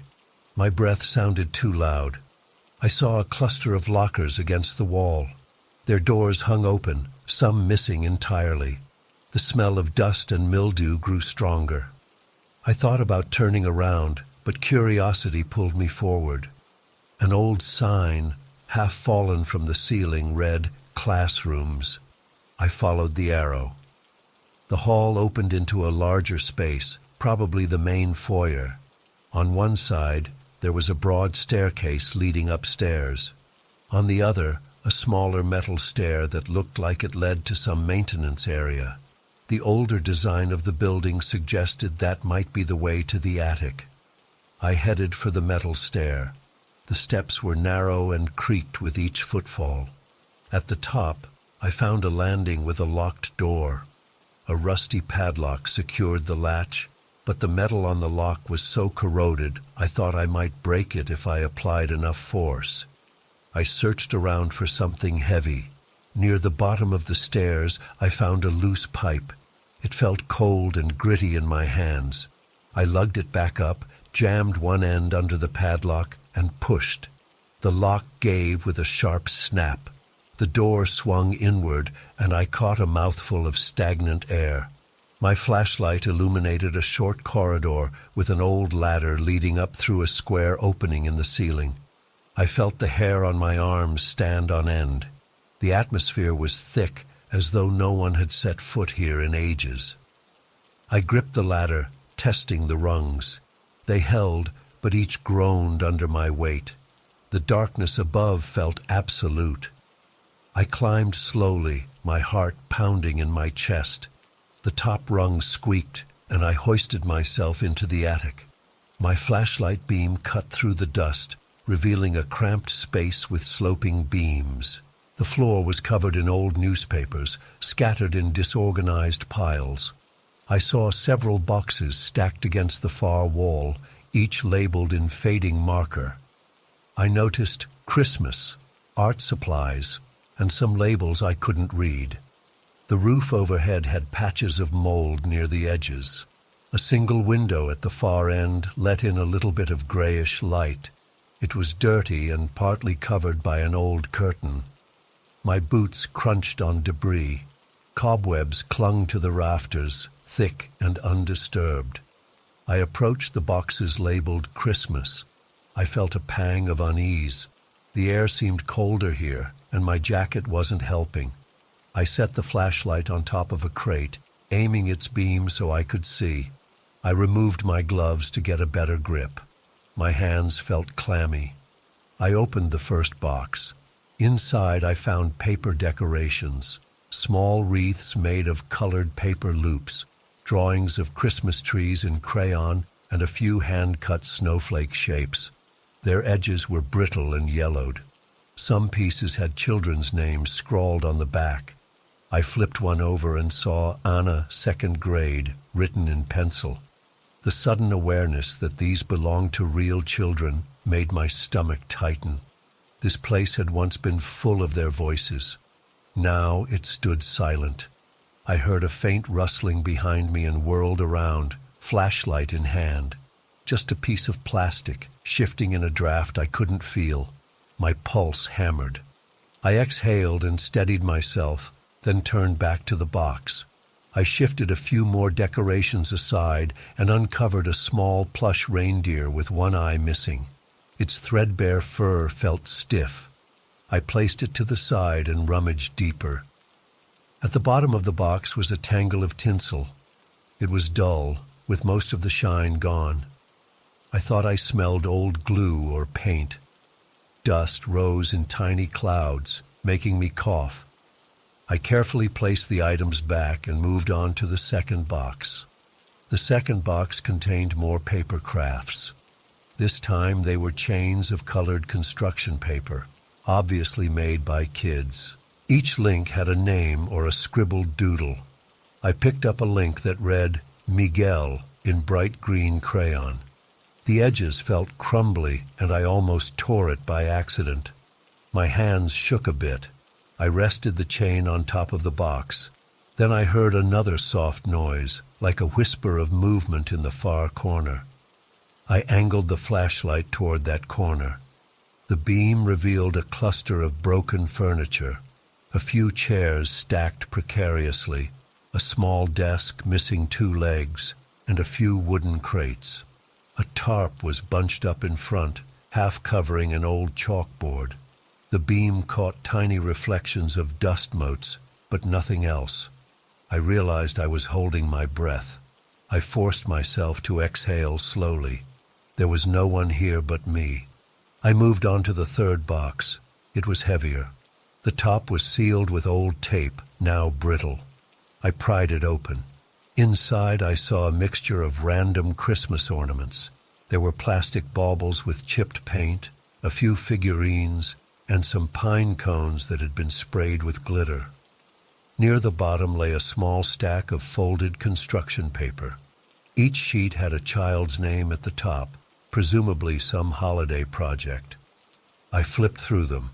Simple words appeared. My favorite holiday memory, followed by a sentence or two in a child's handwriting. One read, "I love when we sing together," and another read, "I like the candy canes." A strange pressure built in my chest. I thought about the quiet halls downstairs. The emptiness felt worse now. My thoughts flickered to what this place must have been like during the last holiday season it was open. Probably loud, with kids running in circles, teachers shouting for order. Now, only dust remained. My flashlight started to dim, so I gave it a shake. The beam brightened a bit. I checked my watch. I had been up here longer than I realized. I decided to look around for anything else of interest before I left. At the back of the attic, behind the stacked boxes, I noticed a row of old filing cabinets. Their drawers were slightly ajar. I tiptoed over, conscious of the creaking floorboards. When I tugged on the first drawer, it stuck. I jiggled it a bit, and it slid open with a scraping sound that made me cringe. Inside were more papers, attendance sheets, grade reports, and a few photos. The photos showed children in uniforms, smiling at the camera. They looked so normal. I swallowed hard and placed them back in the drawer. I moved to the second cabinet. The handle on the drawer was broken. I wrapped my fingers around the edge and pulled. The drawer came loose, and a wave of stale odor hit me. The inside had water damage and the contents were rotted. Soggy paper clung to the metal. I slammed it shut. The noise echoed and I froze, listening for any stirring. Nothing, just the echo fading into silence. I returned to the area with the Christmas boxes. My mind kept racing, imagining the final days of this school. I forced those thoughts away, reminding myself I was here for a quick look, nothing more. My mouth felt parched. I decided it was time to leave. I grabbed the flashlight and walked back toward the square opening that led to the ladder. I paused near the window to peer out. From here, I could see the roof of a nearby house. The sky had turned a dull gray. Snow flurries drifted by. No movement below. The entire village looked empty. I crouched at the opening and lowered my foot onto the top rung of the ladder. It wobbled. My heart jumped. I placed my weight carefully, feeling the old wood shift. I held onto the sides, letting myself descend one step at a time. Each rung groaned. About halfway down, I felt a crack under my foot. I gasped and gripped the ladder's side. The rung held, but the crack worried me. My mind conjured an image of me crashing through the darkness. I hurried down the rest of the way. When I finally reached the corridor, my legs felt weak. I leaned against the wall to catch my breath. I moved down the narrow hallway to the door with the broken padlock. A draft of cool air seeped in from the gap. I passed through, back onto the metal stairs that led to the main building. The tension in my shoulders released a bit. My stomach growled, reminding me I hadn't eaten since morning. I reached the large foyer. A swirl of dust floated in the dim light. I headed back through the corridor I entered from, following my footprints in the dust. When I reached the side door, I paused and glanced over my shoulder. The hallway stretched behind me, silent and still. I thought I saw a flicker of movement at the far end, but maybe it was just a trick of the light. My chest tightened. I swallowed hard and stepped outside. A gust of cold air stung my face. I pulled the door shut behind me. The latch clanked. I hoped it would stay closed. Outside, I saw the same desolate street, the same pale sky. A feeling of relief washed over me. At least I was no longer in that stale attic. I walked around to the front gate, stepping carefully on the uneven ground. I noticed the faint footprints I had made earlier. They were partially filled with loose snow. The boards on the windows looked even more fragile from this angle.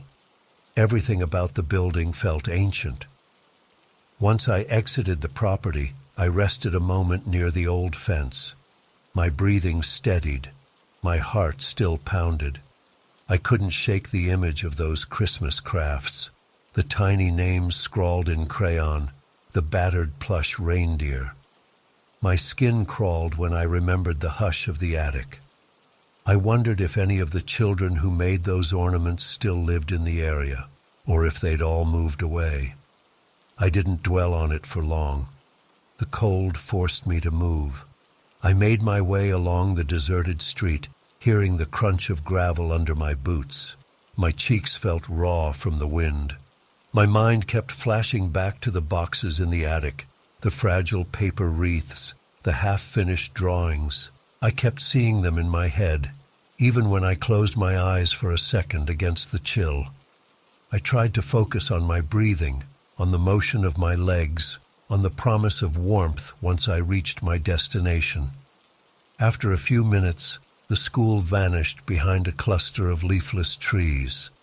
I crossed a small footbridge over a creek, then followed a dirt path that eventually intersected with a more traveled road. A single car passed, its tires crunching on the icy surface. I lifted a hand in greeting, but the driver didn't stop. The wind carried a distant echo, some low rustling, probably just branches in the cold air. I shoved my hands deeper into my pockets and quickened my pace.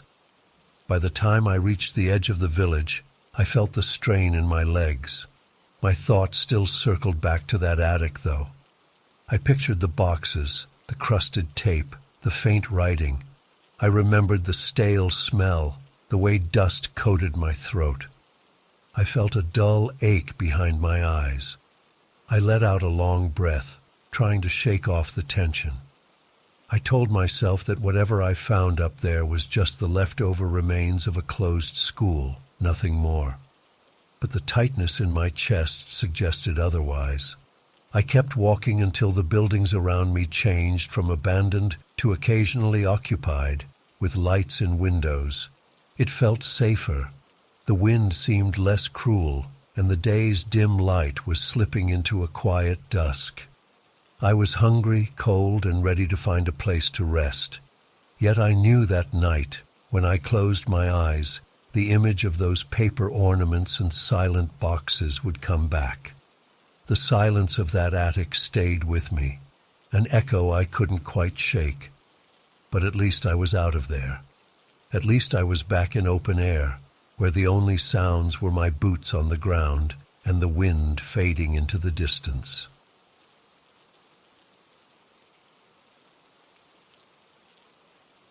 Yielding cold hit my cheeks the moment I stepped off the main route. The wind carried small flakes of snow that stung my skin like tiny needles. My feet sank into the slushy mixture by the roadside, making every step feel heavier than the last. I kept my head down, squinting against the gusts. A narrow, winding road stretched ahead, bordered by a thin line of trees. Faint tire tracks ran along the edges, half covered by fresh snowfall. I heard nothing but wind and the crunch of my boots. I had been walking for hours without seeing any buildings. My breath formed small clouds that vanished in the air. At times, the wind died down enough for me to hear my own heartbeat. Then it would pick up again, slapping me with another wave of frigid air. I gritted my teeth, pulled my scarf higher, and looked around for some sign of shelter. That's when I noticed a simple wooden bench about 20 yards from the road's sharp bend. It was plain, with a backrest and narrow slats across the seat. Snow covered most of it, except for a small patch in the center. As I got closer, I saw a half-burned candle stuck there, leaning at an angle. The wax had melted and refrozen, leaving clumps of white, like lumps of ice. A piece of red ribbon was wrapped around a few twigs beside it, as if someone had tried to make a small arrangement. The wind tugged at the ribbon, causing it to flap like a broken flag. I stopped in front of the bench, my legs shaking from the cold and the long trek. There were no footprints in the immediate area.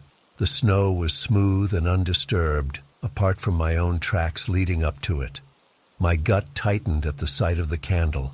Why would anyone light a candle here? I crouched, resting my hands on my knees. My breath hissed through my teeth. The candle smelled faintly like vanilla, but the scent was almost gone. I brushed a thin layer of snow from the seat and ran a gloved finger over the wax. It felt cold and brittle. I noticed a few charred bits around the wick. It had been lit before, but not recently. The wick was blackened. My mind spun with questions. Nobody else seemed to be around. The bench faced an open field with a few low shrubs poking through the snow. In the distance, I saw a row of leafless trees, their branches reaching into the bleak sky. I waited a moment, hoping for some sign of life or movement, but there was nothing. No smoke, no headlights, no footprints. Just the bench, the candle, and the silent expanse of white. I stood up, stretching the stiffness from my calves, and decided to rest for a few minutes. My joints ached. My lungs hurt from the cold air. I brushed more snow off the bench, careful not to knock over the candle. As I settled onto the wood, I felt the chill seep through my pants. The seat was damp and the wind didn't let up. I shifted to find a slightly drier spot, with little success. My thighs tensed.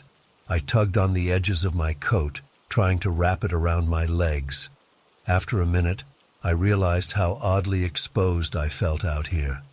The bench stood in the open, with no cover or barrier. The road was empty, and the surrounding land offered little protection from the wind. I rubbed my hands together, generating a small measure of warmth. My breath caught in my throat every time I inhaled. My eyes teared up from the constant sting of the breeze. Still, I couldn't stop staring at the candle. It was small, maybe 3 or 4 inches tall, and the wax had dripped all around the base, forming odd shapes. I imagined someone lighting it in the midst of this cold, sitting here alone. The idea made my stomach twist with a strange mix of sympathy and unease. I looked around again, scanning the horizon. Not a single structure was visible. The nearest town was probably miles away. I checked my watch. It was late afternoon, and the sun was sinking behind layers of gray cloud. Eventually, I decided to keep moving before it got too dark. My plan was to reach the next village by nightfall, but the pace I'd been going made me doubt I could get there in time. Staying out here after dusk seemed dangerous. I placed my hands on the bench to push myself up.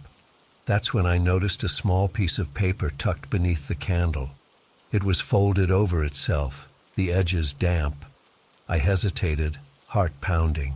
The last thing I wanted was to snoop, but curiosity won. I slid the paper free. The wind almost tore it from my gloves. I held it tight and tried to unfold it gently. Most of it was too smudged to read, and the moisture had blurred any ink that might have been there. I saw only a few faint marks, unrecognizable. My lips parted, but I didn't speak. I felt the slope of my shoulders tense. I folded it back and placed it near the candle, positioning a chunk of old wax to keep it pinned down. The wind lashed at me again, pulling on my hood. I squinted, eyes watering. I rose to my feet, muscles aching. I turned to face the road once more. It stretched into the distance, flanked by bare trees and uneven drifts of snow. I glanced back at the bench. The sight of that solitary candle gnawed at me. It looked pitiful and defiant at the same time, like a lonely gesture against the emptiness. I felt a shiver that had nothing to do with the cold. My heart thudded in my chest. For a moment I stood there trying to make sense of the quiet. The wind rattled a few branches overhead. No birds, no distant hum of traffic, just silence and the slow swirl of snow. I forced myself to move. My steps felt clumsy on the slippery ground. My boots left deep imprints that led away from the bench. I kept glancing over my shoulder as if someone might appear. The bench receded behind me, but the unease in my gut stayed. My mind jumped through scenarios of who might have left that candle. A traveler, a local, someone mourning a loved one. The more I thought about it, the more questions rose in my head. The air stung my throat, and I swallowed hard. As I continued along the winding road, the candle remained in my mind's eye. That melted shape, the half-burned wick, and the red ribbon wrapped around a few twigs. Every so often I kicked at a rock or pile of slushy snow as though trying to dislodge the memory. It didn't help. The sky began to darken. I felt the temperature drop further. My cheeks and nose went numb. I rubbed them with my glove, trying to stay alert. The road curved around a small hill. A row of trees blocked the wind momentarily, giving me some respite. I breathed deeply, letting my shoulders relax. Then I heard a distant sound, like a car engine. I stopped, straining my ears. The sound disappeared, replaced by the soft hush of wind through branches. My lips felt chapped. I needed water, but it was too cold to dig through my bag out in the open. I pressed on, one step at a time. Eventually the trees thinned, and I reached a more open stretch of land. I saw a shape ahead, maybe a large rock or a small building. My heart picked up speed. Hope flared inside me. I pushed my pace, feet crunching through the snow, ignoring the sting in my thighs. As I got closer, I realized it was just an old shed, half collapsed, likely abandoned. My stomach sank. The daylight was fading quickly now, and a purple tint lay over the horizon. I glanced back. The winding road behind me was empty, no headlights, no signs of other people. My stomach turned with a mix of anxiety and disappointment. I needed to find shelter soon. My toes felt frozen, and my fingertips ached. I thought about the candle again, trying to picture its faint glow if it had been lit in the darkness. The idea sent a tremor through my arms. I swallowed, tasting metallic dryness. I continued along the road another quarter-mile. The snow rose around my calves in spots where it drifted. My boots felt heavy, and my breath came in sharp bursts. Then I spotted a faint shimmer of light far in the distance. I couldn't tell if it was from a house or a street lamp, but it was definitely artificial. A wave of relief coursed through me. I trudged forward with renewed urgency, ignoring the pain in my ankles. After several more minutes, I reached a slight crest, and from there I could see the dim outline of a farmhouse. A warm glow spilled from its windows. Smoke curled from the chimney. My chest fluttered with relief. I stumbled down the slope, carefully placing each foot to avoid slipping. At the bottom, I found a narrow path that led to the farmhouse. My steps quickened. I felt hope surge, pushing away the chill. When I finally arrived at the front door, I lifted my glove to knock, feeling the sting in my knuckles. My heart hammered in my ears. Before my hand could land on the weathered wood, the door swung open. A middle-aged woman stood there, eyes wide with concern. She must have seen me through the window. She ushered me inside without a word. The warmth hit me like a shock. I gasped as my numb face and fingers prickled with returning sensation. She guided me to a chair by the fireplace.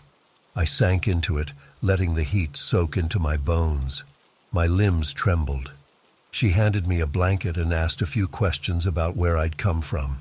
I tried to answer but found my jaw stiff. The words came out sluggishly. She offered me a mug of tea, and I gripped it with trembling hands, grateful for the warmth that spread through my fingers. As I sipped, I glanced around. The interior was simple: a wooden table, a few chairs, and shelves lined with jars and utensils. The woman introduced herself as the owner of the property. She asked if I was out here alone. I nodded, explaining that I'd been trying to reach the next town but had gotten delayed by the snow. She gave a sympathetic nod, then turned to stoke the fire. I considered telling her about the bench and the candle. The memory fluttered at the edge of my mind, but I kept quiet, unsure if it mattered. I was just relieved to be out of the cold.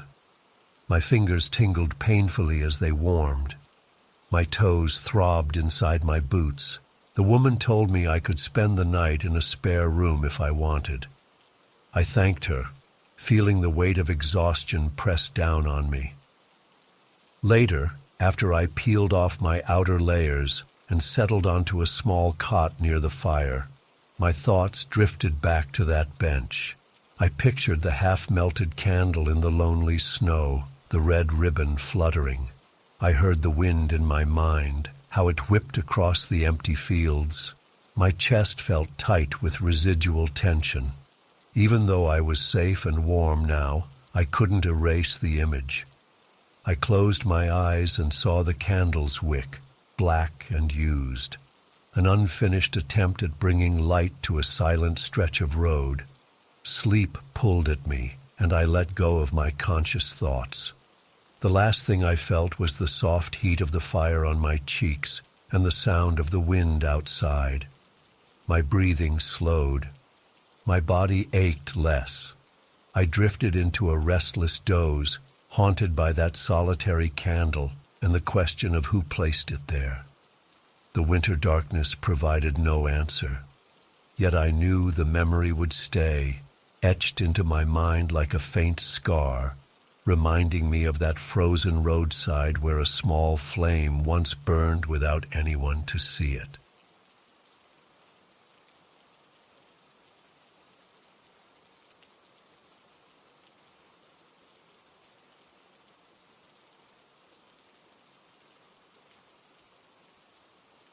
Hard-packed snow crunched under my boots the moment I passed through the park's rusted gates. The sign above the entrance was chipped, but I could still make out Municipal Park in faded letters. Cold air bit my cheeks, and my breath showed in the dim light of late afternoon. Ice clung to the sides of the gravel path, making each step unsteady. I paused to catch my balance and glanced around. No people, no voices, not even distant car sounds, just the whisper of a light wind through bare trees. I moved forward, eyes scanning the landscape. The place looked abandoned. Broken benches lined the main walkway, their wood warped from moisture and freezing temperatures. Twigs and snow covered the seats. The lampposts stood dark. I saw no footprints except my own. My spine felt tense as I realized how alone I was. The quiet pressed on my ears until the crunch of my steps seemed painfully loud. The kiosk in the center of the park stood boarded up. I remembered this spot from years ago. It used to sell hot chocolate and sweet pastries during the colder months. Families would gather around the small tables, sipping drinks and talking. Now, warped planks covered its windows, and large wooden boards sealed the door shut. I could see a few nails sticking out at crooked angles. The building's paint peeled in long strips, revealing gray wood beneath. A tattered cloth sign with a snowflake design hung crookedly from the roof's edge. It flapped weakly when the wind picked up. I approached carefully, feeling an odd twist in my stomach. Snow drifts piled against the kiosk's base, and icicles dangled from the overhang. I took a moment to check around me, half expecting some caretaker to appear and tell me the park was closed. But no one was there. I stepped onto the small porch and noticed footprints frozen into the slush.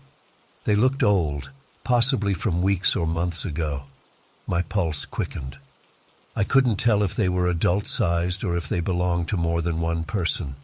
The wind blew again, causing one of the boards to creak.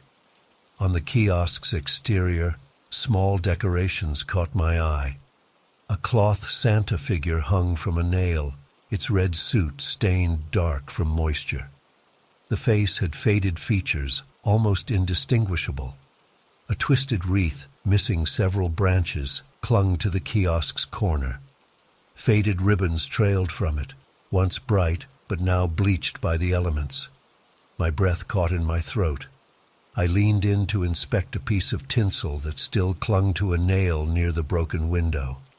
It fluttered slightly in the breeze, producing a faint rustling noise.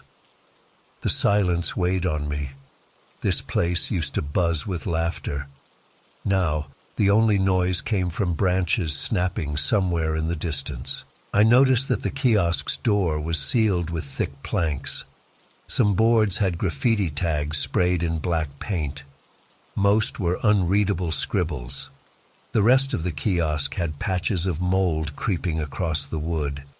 My stomach turned at the thought of how damp and rotted it might be inside. I tried to peek through a gap in the boards, but it was too dark. All I could smell was cold air and a hint of old wood. I stepped off the porch and circled the kiosk. Snow reached my calves in some spots, forcing me to tread slowly. My breath came in short bursts from the exertion. A few times, my boots sank deeper than expected, and I had to pull myself free. I paused at the back of the structure, where a small service window remained half open. It was boarded from the inside, but I could see a broken padlock hanging from a latch. The chain was still looped through a metal handle.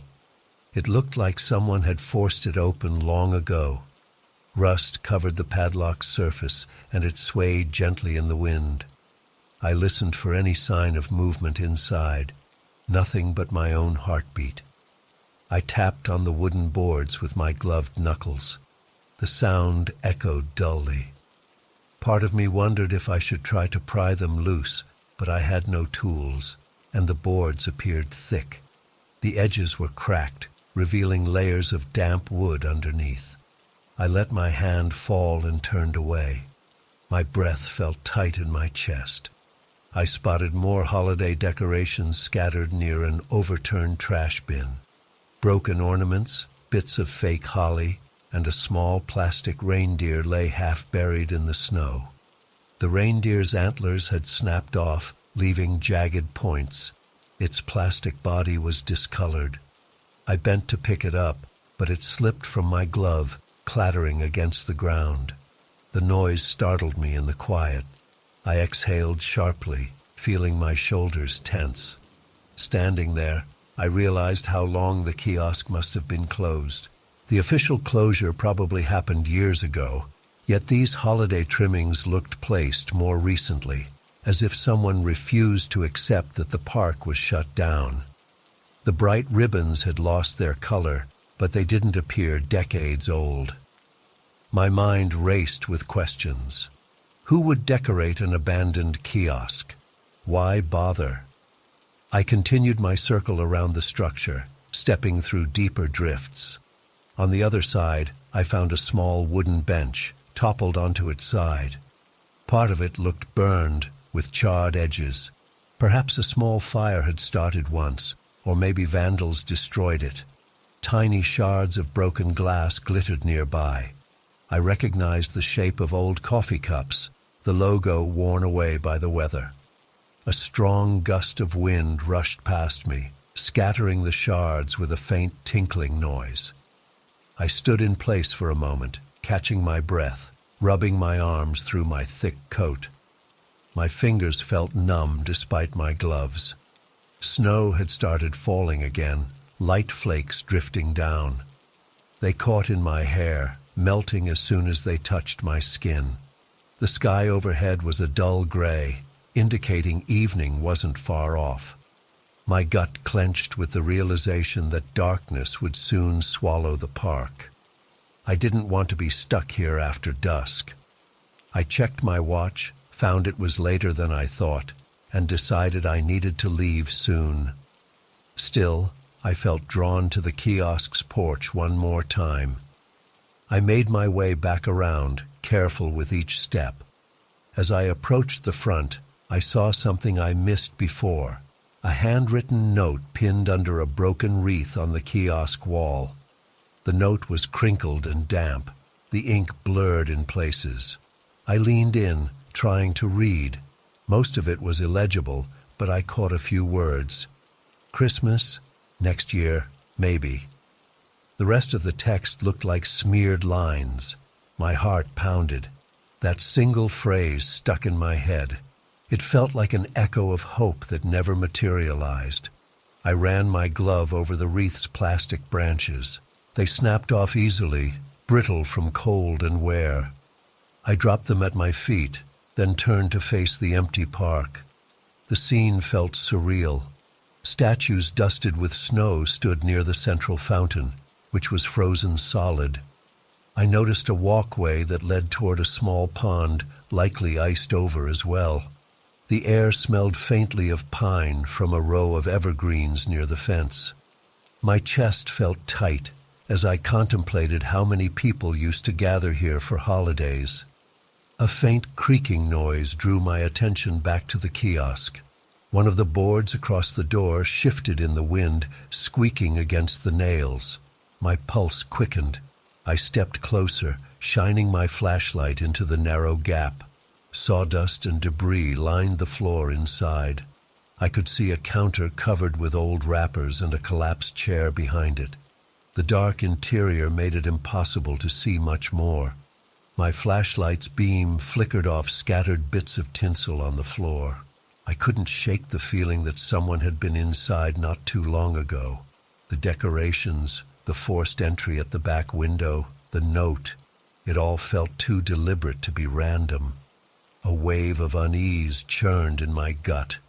I realized my hands were shaking, though I couldn't tell if it was from the cold or tension. I pressed my ear to a small opening between the boards, listening for any hint of movement. All I heard was the wind rattling the planks. My mind conjured images of a person huddled inside, waiting. I swallowed and stepped away, deciding it was best not to linger. I backed off the porch. The snow coated my boots, and my toes felt numb. I glanced at the note one last time, then at the Santa Claus figure. It dangled in the wind, as if beckoning in some sad, silent manner. My breath grew shallow. I turned and walked back toward the main path, leaving the kiosk behind. Each step felt heavier than before. The hush of the park bore down on me. I heard my own ragged breathing as the wind died down for a moment. As I neared the gates, I noticed footprints other than my own, faint but visible in the slush on the path. My chest tightened. They looked smaller, possibly a child's or someone with a petite shoe size, though I couldn't be sure. They trailed off into a cluster of bushes near the fountain. My eyes scanned the area, but I saw no one. A chill ran down my back. I recalled the note's words. Next year, maybe. It felt eerie to see footprints leading away from the kiosk. as if the person left in disappointment or hope.